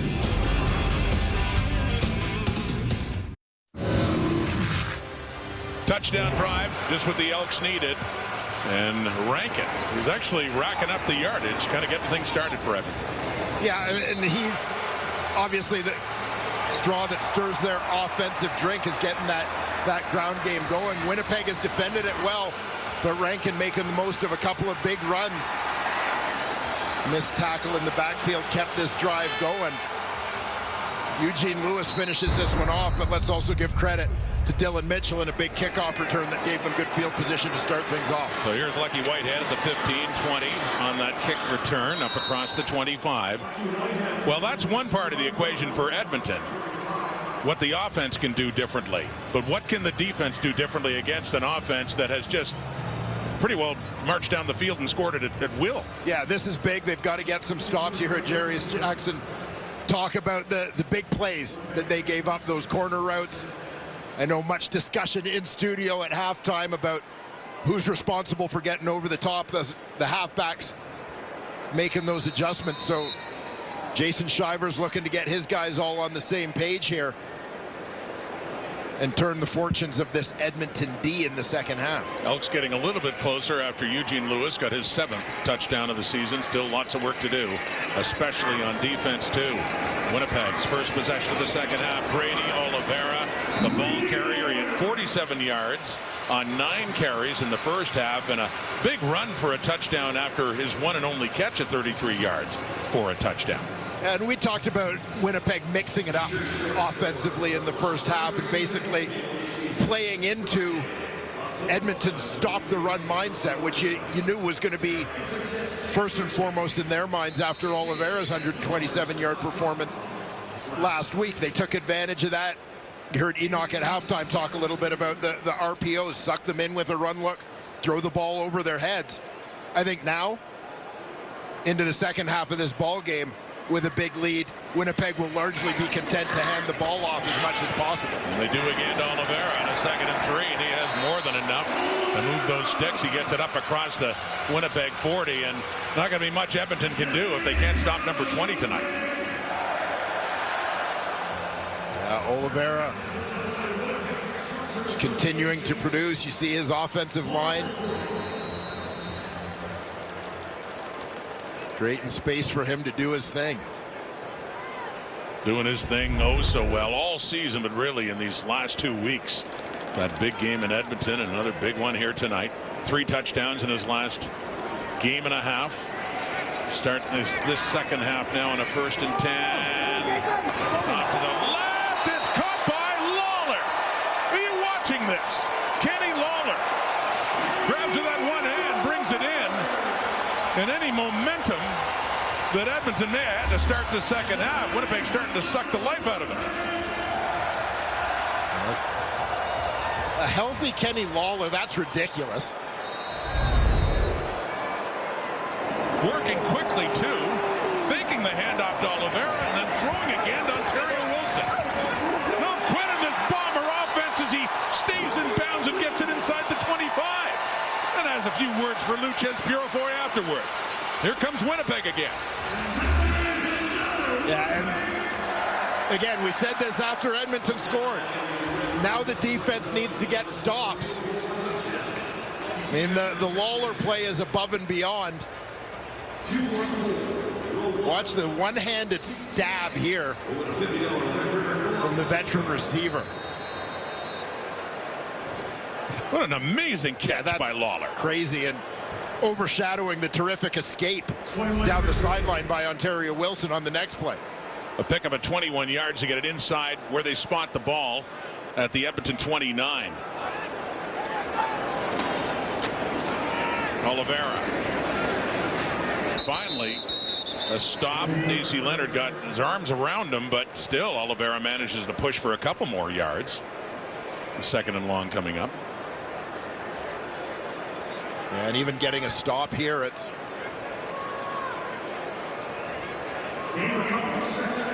too little too late from an Edmonton point of view. You're letting Winnipeg run time off the clock, letting them get into scoring position.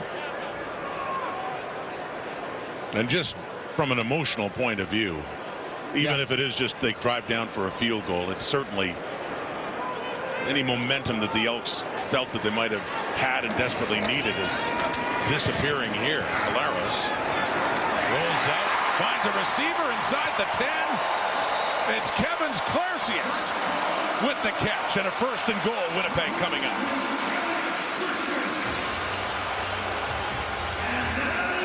We talked about the Bombers' success in the 2nd round of the draft.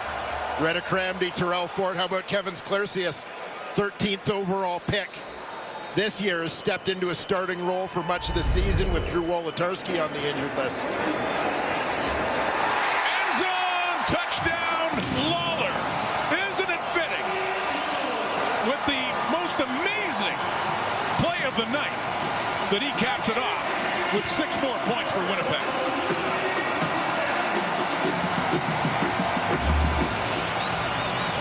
After his last catch, the touchdown's almost a bit of a letdown. But no doubt the Bombers happy to take the 6 points here. Caleros to Lawler. He decided to use 2 hands on that one. Yeah. One's all he needed earlier in the drive. And that's how we do. That's how we do.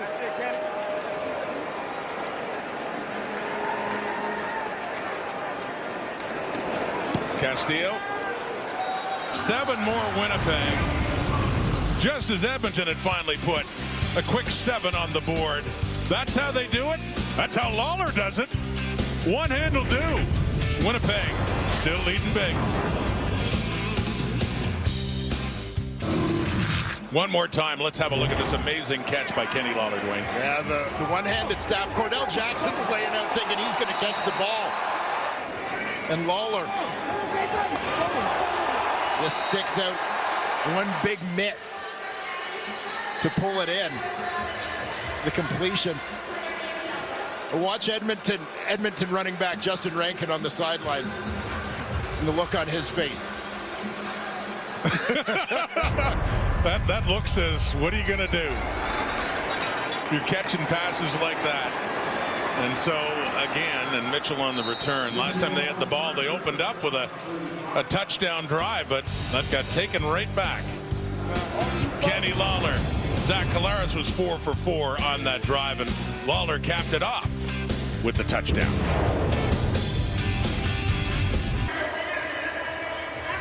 Back here in Winnipeg, it has been all Bombers with a couple of exceptions. The last time McLeod, Bethel Thompson, the Elks offense were on the field, they moved down for their first touchdown of the night, but they're still trailing by 4 TDs as it's back to Justin Rankin, who has over 100 yards rushing, one big one on 47 yards. But again, how much can they afford to be running the football as this game wears on, and they've got to score quickly? Yeah, it's a fine line, because the fact is their biggest plays have come with Justin Rankin running the football, and they need yardage in chunks, but playing the odds, yeah, they got to put it in the air a little bit here in the second half. Case in point, that successful drive for the touchdown took 5 minutes off the clock. 2nd and 5. Bethel Thompson, lots of time. He looks right. Oh, one great catch deserves another. It's Gino Lewis's time to snag one in. Not quite what Lawler did, but still very impressive going down the rail to pick up that first down for the Elks. Yeah, great little pump and go down the sideline here. Fake by Lewis. There was a pump fake at that moment by Bethel Thompson. Quarterback drops it in there perfectly. And we have the second best one-handed catch of the night by Eugene Lewis for a big Edmonton game. And Lawler's loving that. Remember, Lawler briefly, I mean, the Elks had signed some big-name receivers. First Lawler had a year before going back to Winnipeg, and then they brought in Gino Lewis, who was great in Montreal. Play-action fake and a 1st and 10 at the Winnipeg 27, and down goes Bethel Thompson. He is sacked by Michael Ayers, filling in for Kyrie Wilson in weak side linebacker spot. And the first sack of the season for Ayers. Yeah, the guy who contains Bethel Thompson on this play is the halfback and one of the best in the business in Dietrich Nichols. Watch for Nichols, number 1, playing in the box here. He's going to step up. He's got contained. You see him force Bethel Thompson back to the inside. That slows him up. Allows Michael Ayers to track him down from behind. Terrific job understanding the defensive scheme by Nichols. Loss of 7. 2nd and long. Bethel Thompson under pressure again. Tony Jones nearly had him. He forced him to get it away, and it falls short of Lewis. So a 3rd and 17 coming up here for the Elks. Well, Tony Jones, such a monster for Winnipeg last week, having spent time over each of the last couple seasons with Edmonton. There you see Tony Jones, far left of your screen. He's in at middle linebacker for injured Adam Bighill. Much like Justin Rankin, terrific football player who the Elks brass really liked, but Edmonton is challenging the previous play for defensive pass interference on their receiver, number 87. The play will be reviewed. Terrell Bonds in the coverage there on Gino Lewis. That was the intended target for McLeod Bethel Thompson. So the command center will review that, as Edmonton needs any break it can get right now. Is that PI? Answer coming up.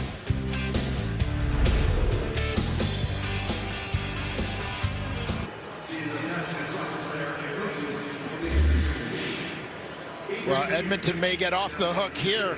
If you watch the tail end of this one, ball in the air, and Bonds preventing Lewis from getting back to the ball. Here's the official ruling. Upon review, the ruling on the field is overturned. We've got defensive pass interference. Winnipeg number 24. The ball will be placed at the 23-yard line. 1st down. So a successful challenge for Jarius Jackson on the pass interference. They spot the ball down inside the Winnipeg 25. 1st down, marking it right at the 23. 41-13. Still a 28-point difference. This is Edmonton's 2nd possession of the second half. The first possession resulted in a touchdown, but Winnipeg marched right back. They're back up to 4 touchdowns again. Caught down inside the 5. That is Gino Lewis. Took a hit in a crowd. Brandon Alexander coming in. And it'll be a 1st and goal coming up here for Edmonton. Yeah, leaning on Gino Lewis here. He's just slanting to the middle, and he knows he's heading into the danger zone. The always physical Brandon Alexander coming, but Gino catches it, protects himself, picks up 1st down, 1st and goal for the Elks. From the 5, end zone, touchdown, Tevin Jones. So 2 possessions for Edmonton in the second half, both resulting in major scores, as they get it back to within 3 touchdowns, and the 5th touchdown of the season for Tevin Jones.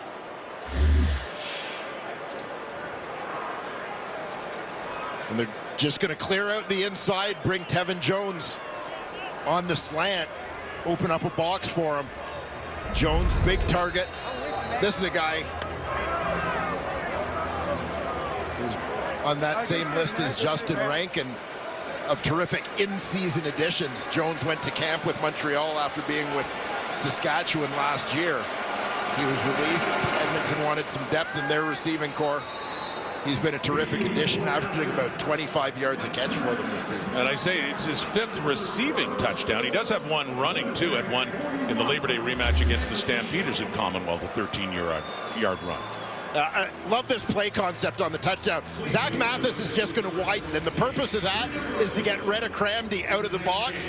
You clear him out of there, and that clears the exact spot that Tevin Jones is going to run into on the slant. So Mathis' sole job, create space for your buddy. And there's Tevin Jones for the major. Nice execution there by the Elks. Good play call. So they get closer again on that 6-play, 74-yard drive in under 3 minutes, which is another important thing, too, when we talk about time they're taking off the clock. Tevin Jones, who started his CFL career with Saskatchewan, before, as you mentioned, Montreal. So, yeah, the offense waking up, but again, we point out, unless the defense can stop Collaros and company, there's no sign of that yet. It's a moot point. 41-20 to score, a 21-point lead again for Winnipeg.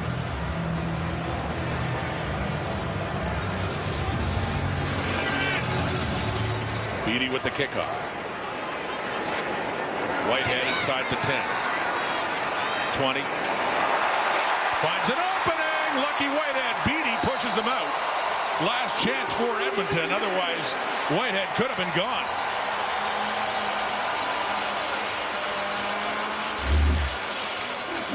The burst of Lucky Whitehead.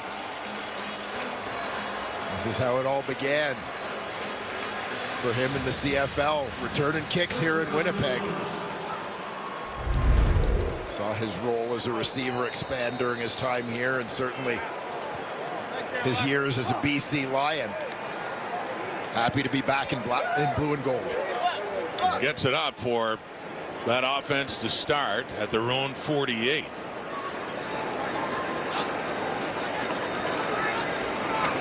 Collaros, Oliveira. And he works to get his yardage closer to midfield. He's got about 5 more. Maybe a bit more than that. Always falling forward is Brady Oliveira.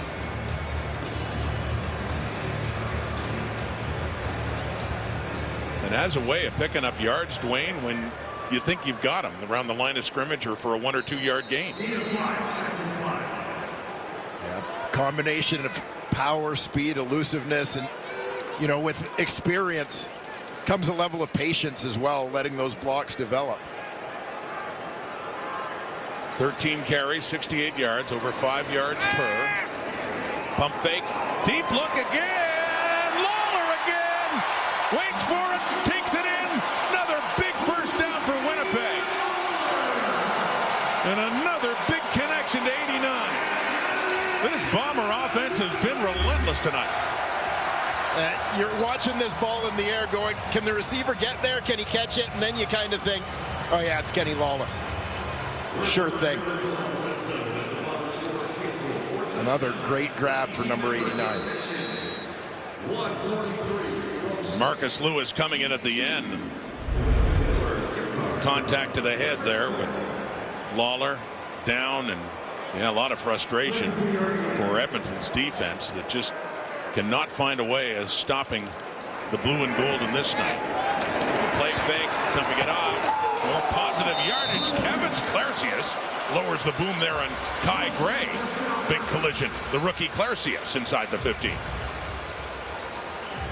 And that physicality is one of the things that stood out about Kevin Clarcius when you look at his film in college. This isn't a guy who had a ton of catches during his time at UConn, but could get involved in protection schemes, run blocking schemes, blocking after the catch, and in the screen game, etc. Physicality. I think this is a guy who's got a terrific upside as a receiver in this league. Terry Wilson in for short yardage, has more than enough, works it down closer to the 10. A first down again coming up for Winnipeg.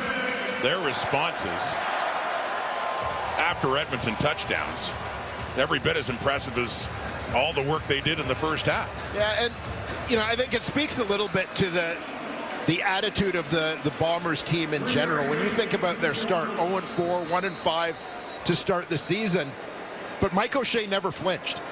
No. Never made big changes, never looked to make a big roster move, bringing in somebody from the outside, because he has confidence in the process. And here you see the same thing on a smaller scale within a game. You may have take some shots. It's interesting. That's the word he used, Dwayne, too, when we talked to him before they faced Ottawa when they were 0-4, about any panic setting in, anything like that. And calm as he always is, shook his head and did say that. It's about the process. They have to trust it. Yeah, and 100%. my goodness. And so far, they are closing in on their 7th straight victory. Edmonton can score. They're just having trouble preventing the score.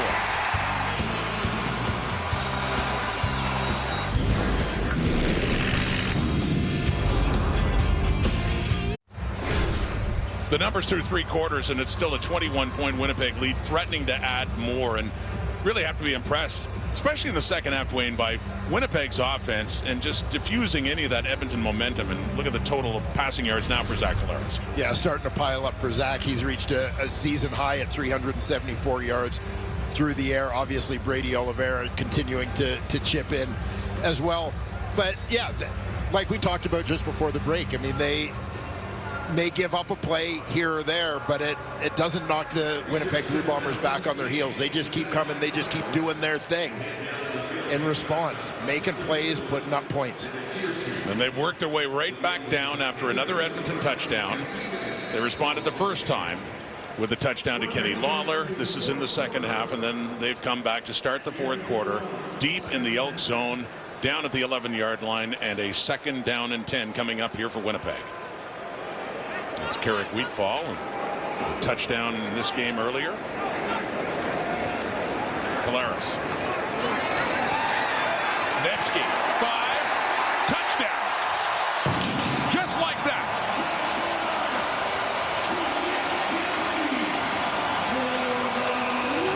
The Bombers are saying, yeah, go ahead and score a touchdown. We're just going to come back and score another one anyway. And what a beautiful move by Nick Dembski after he catches the football here. It's him and Niles Morgan in space. Morgan, one of the top tacklers in the Canadian Football League, and Dembski just freezes him. To go into the end zone untouched. The 5th touchdown of the season for Nick Dembski, is 2nd of the night. He had a 40-yard touchdown catch to get things started for the Bombers way back in the first quarter. They just keep pouring it on, and a point after try away from making it a 28-point lead again.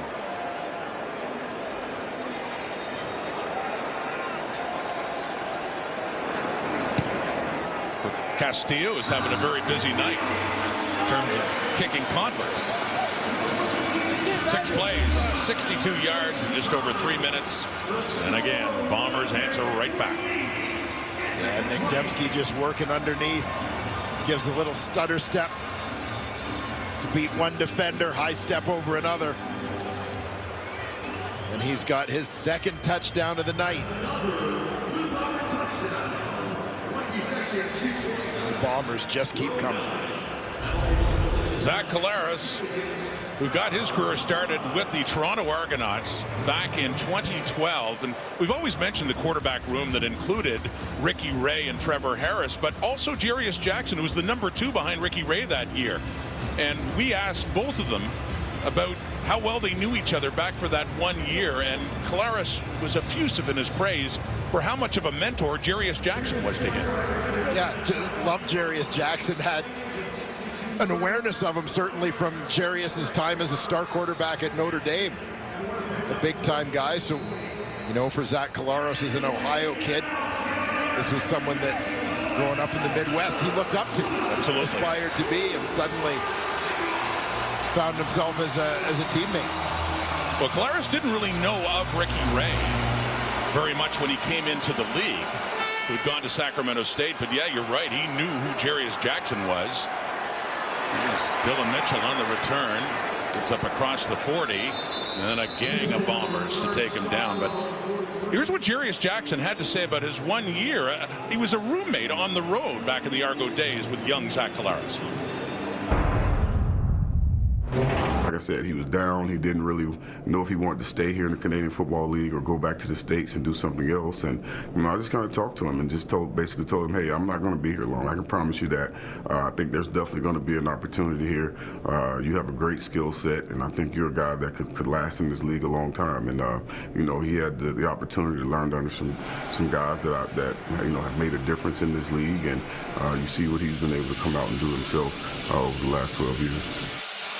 And the rest, as they say, is history. McLeod Bethel-Thompson throwing, and no, incomplete. There in the turf intended for Mitchell. But Collaros talking about it too, and as Jarius Jackson had said, he's not going to be around long. That was his only year with the Argos, and he retired. He went into coaching with BC, and Collaros became the number 2 behind Ricky Ray. Ended up playing a lot in 2013 and got him a free agent deal in Hamilton. Yeah, and you look back. Jarius Jackson, who had come from BC, told Zach Collaros he reminded him a little bit of Travis Lulay in terms of the way he played. Lulay having been Grey Cup champion and MOP the year before with the BC Lions. Off the fingertips, the intended receiver, Tevin Jones. Third down coming up, and this time on third down, still in their own zone, Jake Julian comes on to punt it away. Well, you look at that story and think how prophetic it proves to be as Zach Collaros goes on to win a couple MOP awards and Grey Cups of his own as a starter in this league. But the two of them still keep in regular contact, and just a great relationship that's lasted through the years. It's interesting how coaches, players cross paths in their careers. Julian, the punt, on our panel tonight is Jim Barker, who's the GM of that 2012 Argos team. But that's one angle, the Jarius Jackson angle, that we never really talked much about on that star-studded team and how close that relationship was. A couple old quarterbacks. Well, he's not old yet, and he was just a kid then, learning from Jarius Jackson. We'll be back in Winnipeg.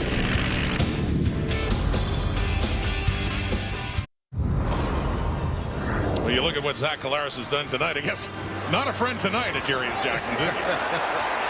Making life a little difficult for Jarius tonight. The way he's been airing out the football, getting all of his receivers involved.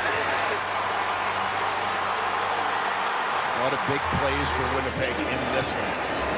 You mentioned it was, and that's the Lawler catch for the touchdown after that amazing Lawler catch, and another one for Dembski. But Collaros 18 of 23, 385, 5 touchdowns, no picks.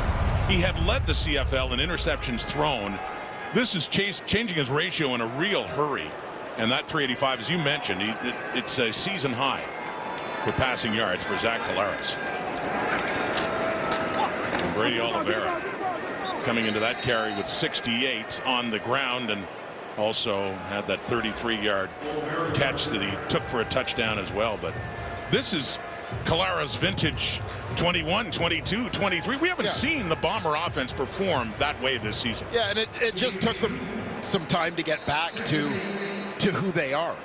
And I think it's been so overlooked. And, I mean, we've talked about this a little bit, is just the fact that I think it's very easy from a an overview to look at Winnipeg from last year to this year and go, well, they still had Zach Collaros and Brady Oliveira and Nick Dembski, Willie Jefferson, Adam Bighill, and think things haven't changed. Flag down on the play. Knocked away there by Devondrick Bynum in the coverage on Lawler. You know, but then when you sit down and really go through all 24 positions on their depth chart, you realize there's been a lot of turnover on this team, and then you factor in the injuries, particularly to the receiving corps. Defensive pass interference, Edmonton number 16, 10-yard penalty, automatic first down. Lawler's lined up out wide on this one. Devondrick Bynum in coverage. See the arm around the waist fighting to keep Lawler from getting inside on that. But, you know, just to finish the thought, so much change week to week at receiver, especially early in the season. You can kind of see why Zach Collaros' numbers weren't that great to start the year. Busting it through across midfield into the Elks zone is Brady Oliveira. But yeah, Zach Collaros, most outstanding player twice in the CFL in his time with Winnipeg, and in MOP form tonight anyway, even though his season has not been great. But he is more than enough to pass Darian Durant tonight in terms of passing leaders in the history of the CFL.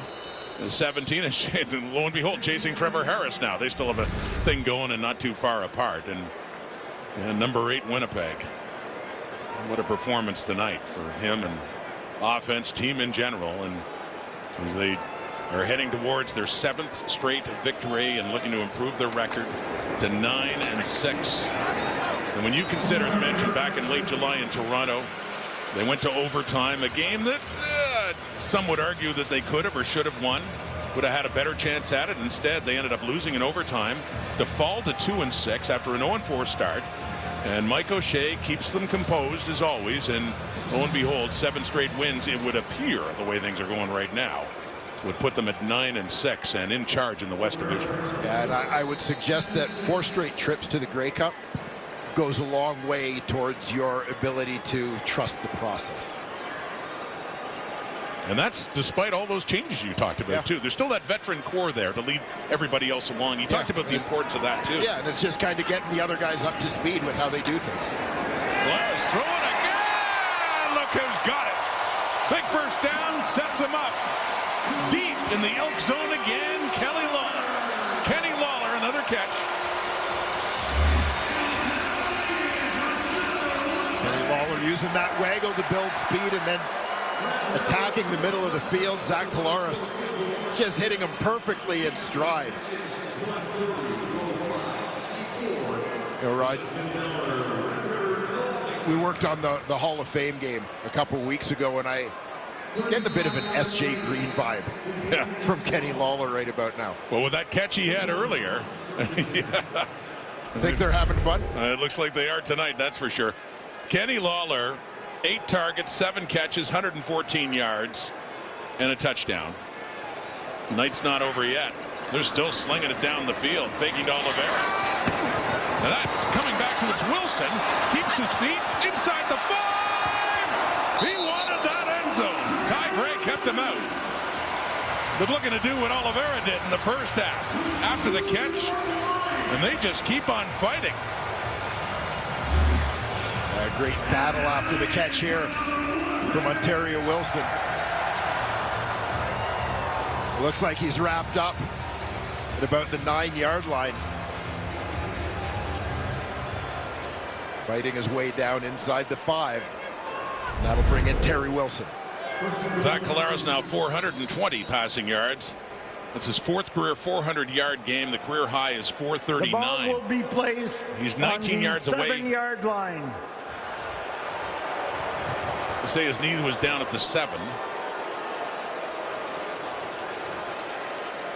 We'll bring it back there as announced by the referee Andre Prue. But yeah, Collaros just 19 yards away from a career high in passing yards per game. And it is still a 1st and goal. Or goal to go, I should say. They're calling it a second down given where they marked it. Initially looked like a goal to go. So they had gone to the big team. This will bring the regular offense back out. Because Ontario Wilson's knee was down, they brought it back.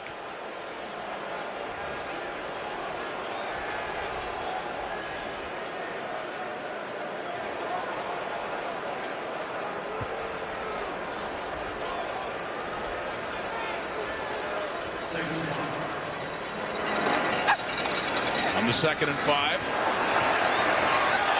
Into the end zone again. Lawler caught the ball, brought it down. They discuss. It's another touchdown for Lawler.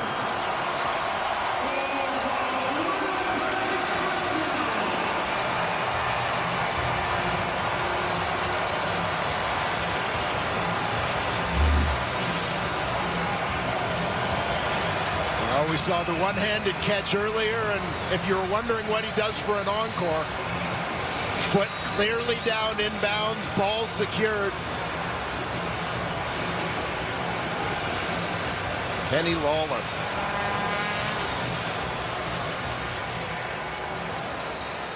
Straight fire all on his own.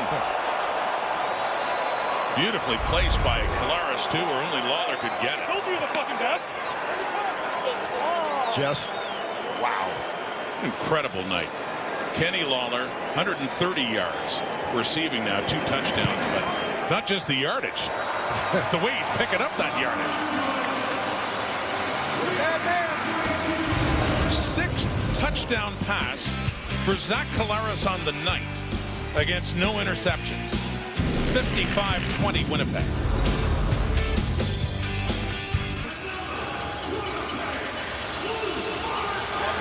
Kenny Lawler.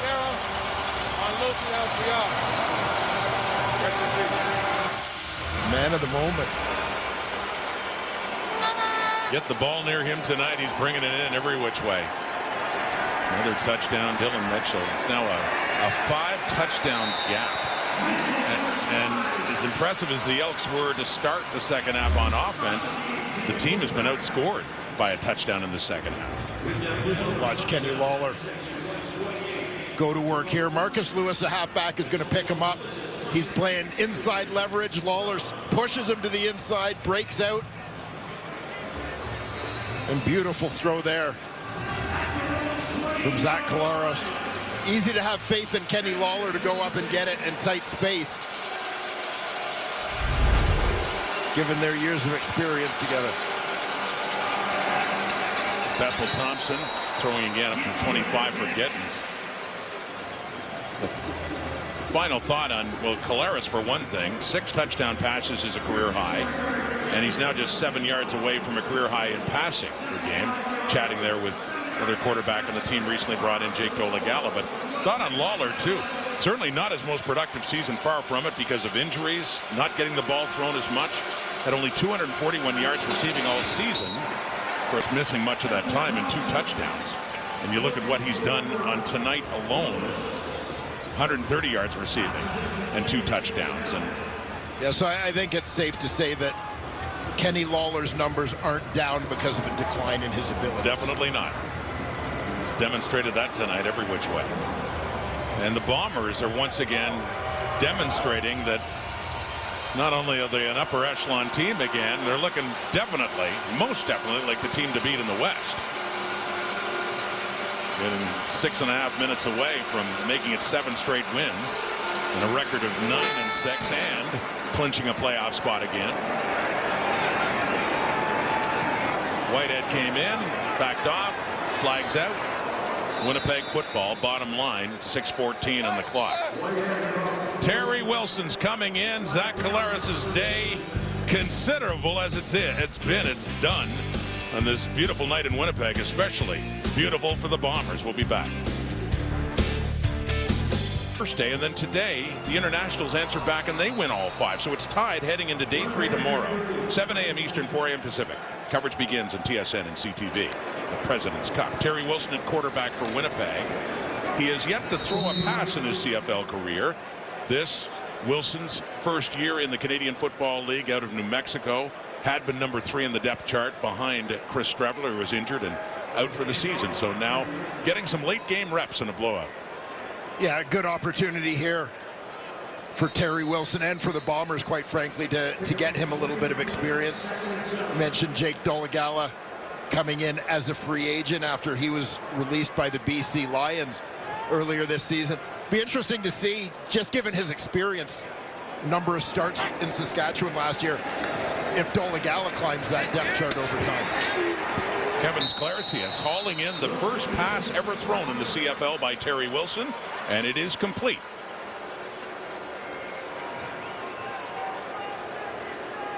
But wondered that too, if they'd give him reps tonight with Dolegala standing by. But indeed they are. Not enough for a first down, so 2 and out. They'll have to kick it away. Yeah, no, any touches, any opportunity for Terry Wilson to get a greater feel for the game.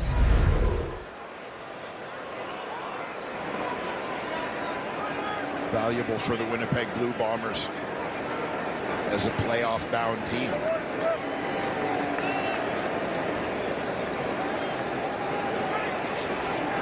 Jamison Sheehan. And I guess they are officially a playoff-bound team, assuming they can hold on to this 35-point lead. Unless they got a 35-pointer in the playbook for Edmonton. Academic now as the Elks are facing 5-10. They started 0-7. And then they won 5 of their next 6. But now they're looking at back-to-back losses. And this makes things really precarious. Saskatchewan is just ahead for 3rd in the West. The Riders hosting the Ottawa Redblacks tomorrow. BC Lions with a big one tonight against the Hamilton Tiger Cats. Big run, Kevin Brown. You mentioned that stat about 3 running backs on one team to go over 500. Hasn't happened since 1966. Depending on the yardage there for Brown, he needed 22 in order to join the 500 club. Justin Rankin already has tonight. Javon Leake injured, but had already gone over 500. Yeah, Brown's going to be very close with that run for sure. Gain of 20. Back to Brown, and there you go. So the first time since, 58 years in the CFL that a team has had 3 running backs go over 500 yards, and looks like Brown is hobbled after those 2 carries. But he's over 500. Rankin's over 500. Javon Leake is over 500.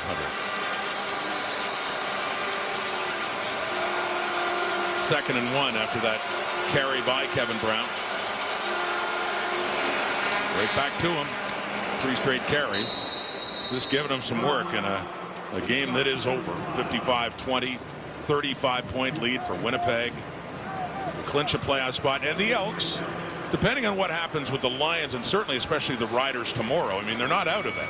But if Saskatchewan wins tomorrow, it's daunting. They have 3 games left. They'd be 5 points behind the final playoff spot. Of course, the way the East has gone this year, no chance of a crossover.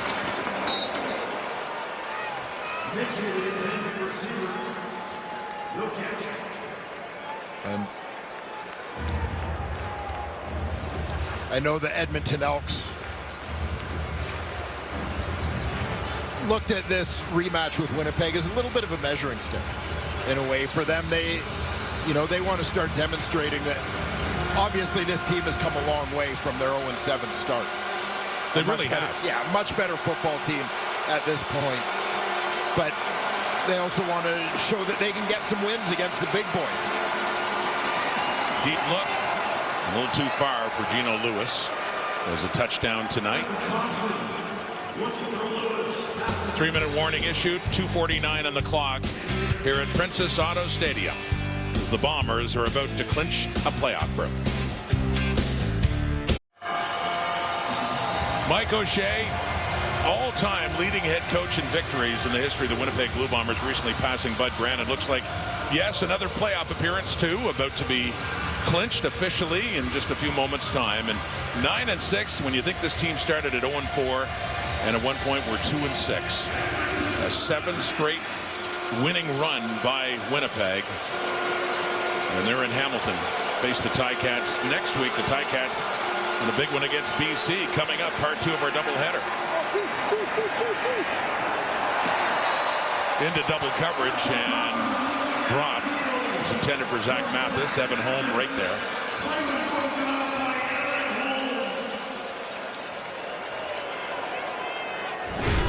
Dominant organization. It had a rough start this year, but the one thing we've consistently seen is just how good they've been at home, Dwayne.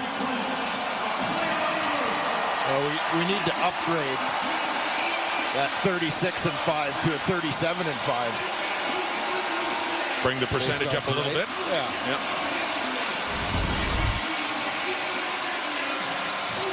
Took over the job 10 years ago.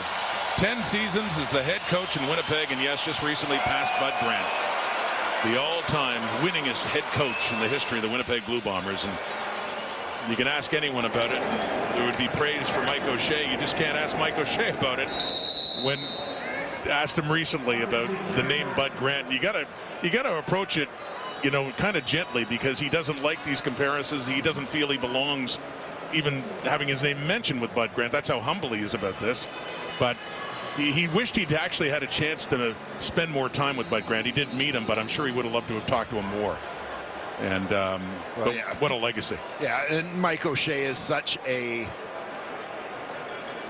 student of the game, but like a fan, supporter, steward of Canadian football. He really is. You can certainly understand when you know Mike and you know his history, his background, his personality, why he would bristle at the comparison to a legend. But the fact is, suffice it to say, Mike O'Shea has had a terrific run here in Winnipeg. He really has.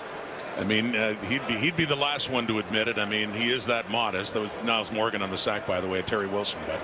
And to him, he keeps it all business. Next game, finish this one, start thinking ahead to Hamilton. Not one who wants to dwell on the past and past accomplishments, and they've been considerable. 4 straight trips to the Grey Cup, winning the first 2 over Hamilton, and those just narrow losses, so close against Toronto and then Montreal. Jamison Sheehan to punt it away. 1:43 on the clock and counting here.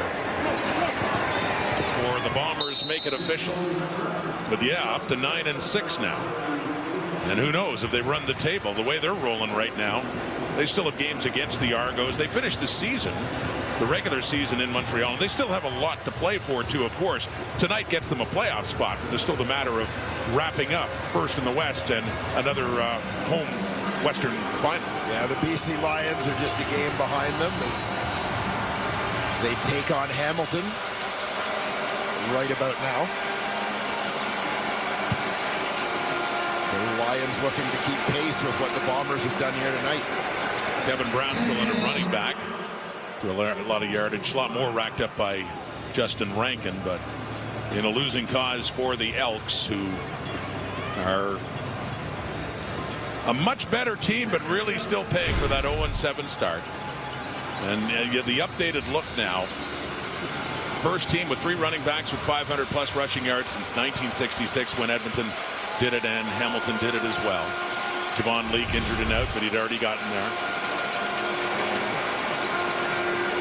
Closing it out for Cloud Bethel-Thompson. And they need, as they have all along, they need some favors. They need the Ottawa Redblacks to do them a favor tomorrow.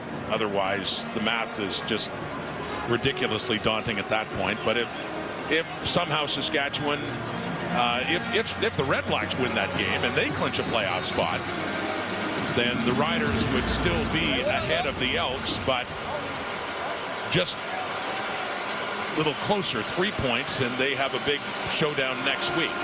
Not much for Edmonton to hang its head on right now, but they'll have to take it under a minute to go. Regardless, we are in for a fun final month of the regular season in the Canadian Football League. Everybody's still in the mix. I can't recall getting this late in the season and being able to say that. Yeah.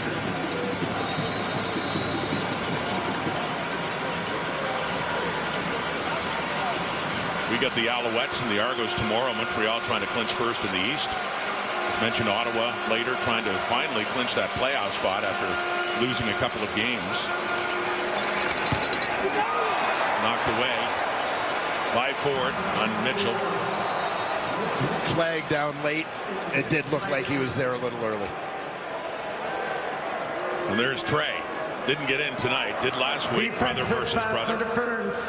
Winnipeg number 30. Automatic first down. Bragging rights go to Terrell in this home and home series.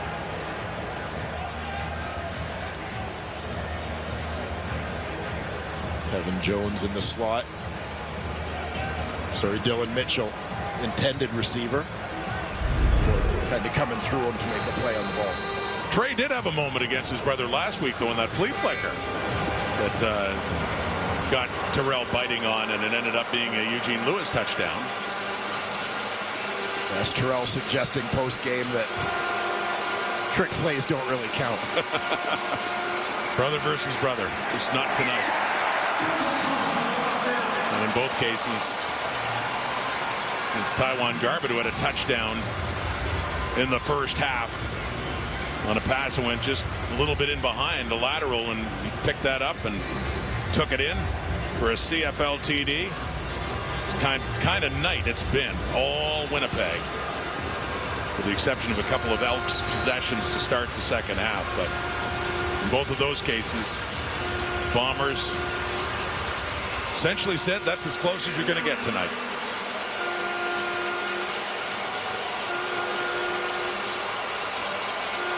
Under a half minute to go. And a draw to Brown.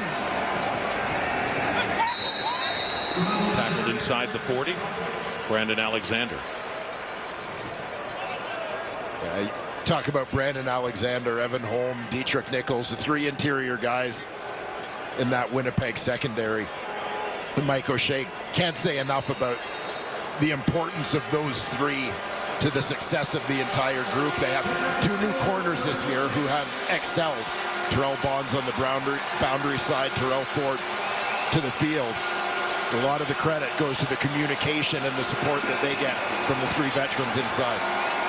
This will be the last play of this game for Mitchell. Did he hang on to that? On a night of some big catches, salvaging a touchdown for Edmonton. Dylan Mitchell with no time left. And if nothing else, it's one for his highlight reel. Yeah, just stays with it on the way down to the ground. You know, Terrell Ford and fighting for the ball may have actually helped hold that one up a little bit to enable Dylan Mitchell to come up with the grab.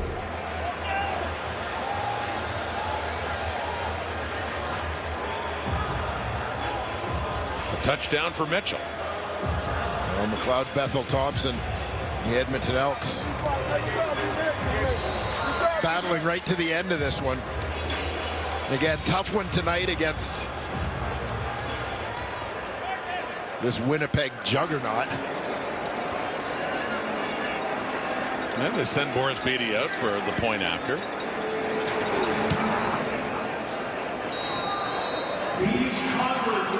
To get it back to 28 points.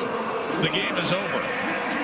The winning streak continues for Winnipeg. Bombers again looking like the team to beat in the West. Part 2 of the doubleheader coming up. We send it back to Laura Dykin.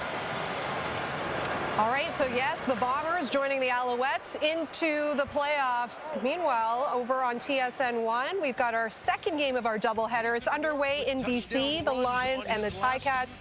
That one's going to a break, so we're going to come in here for just a moment and talk a little bit about this Bombers-Elks game. But for those viewers on TSN5, we've got Sports Center for you coming up. So for the Bombers, again, we knew what they had to do. They got a win here tonight. They would be through into the postseason. No problem whatsoever. The stats and the numbers are absolutely staggering. So now the question becomes, is this the team to beat not only in the West, but in the entire CFL? I am officially declaring them the team to beat in the West. Okay. No question. I think the question was the whole CFL. Are they the team to beat in the whole CFL? Okay, I'll say though, they're right now. Yeah, Montreal's got a better record. Yeah. Okay. But I think the way they're playing now, they're playing like the team that has been to the Grey Cup 4 straight years. Did he answer that? Did he answer that? Zach Caleros. Are they the team to beat in the league? Are they the team to beat in the league? But we have 3 hosts here now. It's awesome. They are. With Zach Caleros, playing MOP football like that. Yeah. I mean, he was playing vintage Zach Collaros football, and when he plays like that, it's just they're a tough team to beat. And then when he plays like that, there's a beneficiary. And tonight, it was Kenny Lawler, and Kenny Lawler had an amazing game, 8 receptions, 130 yards, one-handed catches, and doing everything that he needed to do. And this team, the way that they started, you cannot travel to Princess Auto Stadium and start the way that the Edmonton Elks started, and this is the type of game that happens when things like that happen. And I will say the way they play today, I would say they are the team to beat in the whole league, the way they play right now. And it started early. I mean, they came out making the big plays they made early at home. It's really difficult. They're forced. I mean, Edmonton is now forced to stop the run with the big lead. They're going to try to run the ball. They're forced to stop the run, opening things up in the pass game that they could not handle. The way Zach was cooking right now, tough to beat. But 432 yards, 6 touchdowns. Can't beat that. Season high for Zach Collaros, and for those Winnipeg Blue Bombers, the good times keep on rolling as they've now won 7 in a row, 12 straight over Edmonton. Edmonton's like, we don't want to see you anymore. We're good. We're good. All right. So right now, let's get you to BC Place now. Again, the second game of our doubleheader. It's the Feline Bowl. The BC Lions taking on the Hamilton Tiger Cats. It's Farhan Lalji, Glenn Suter with the call.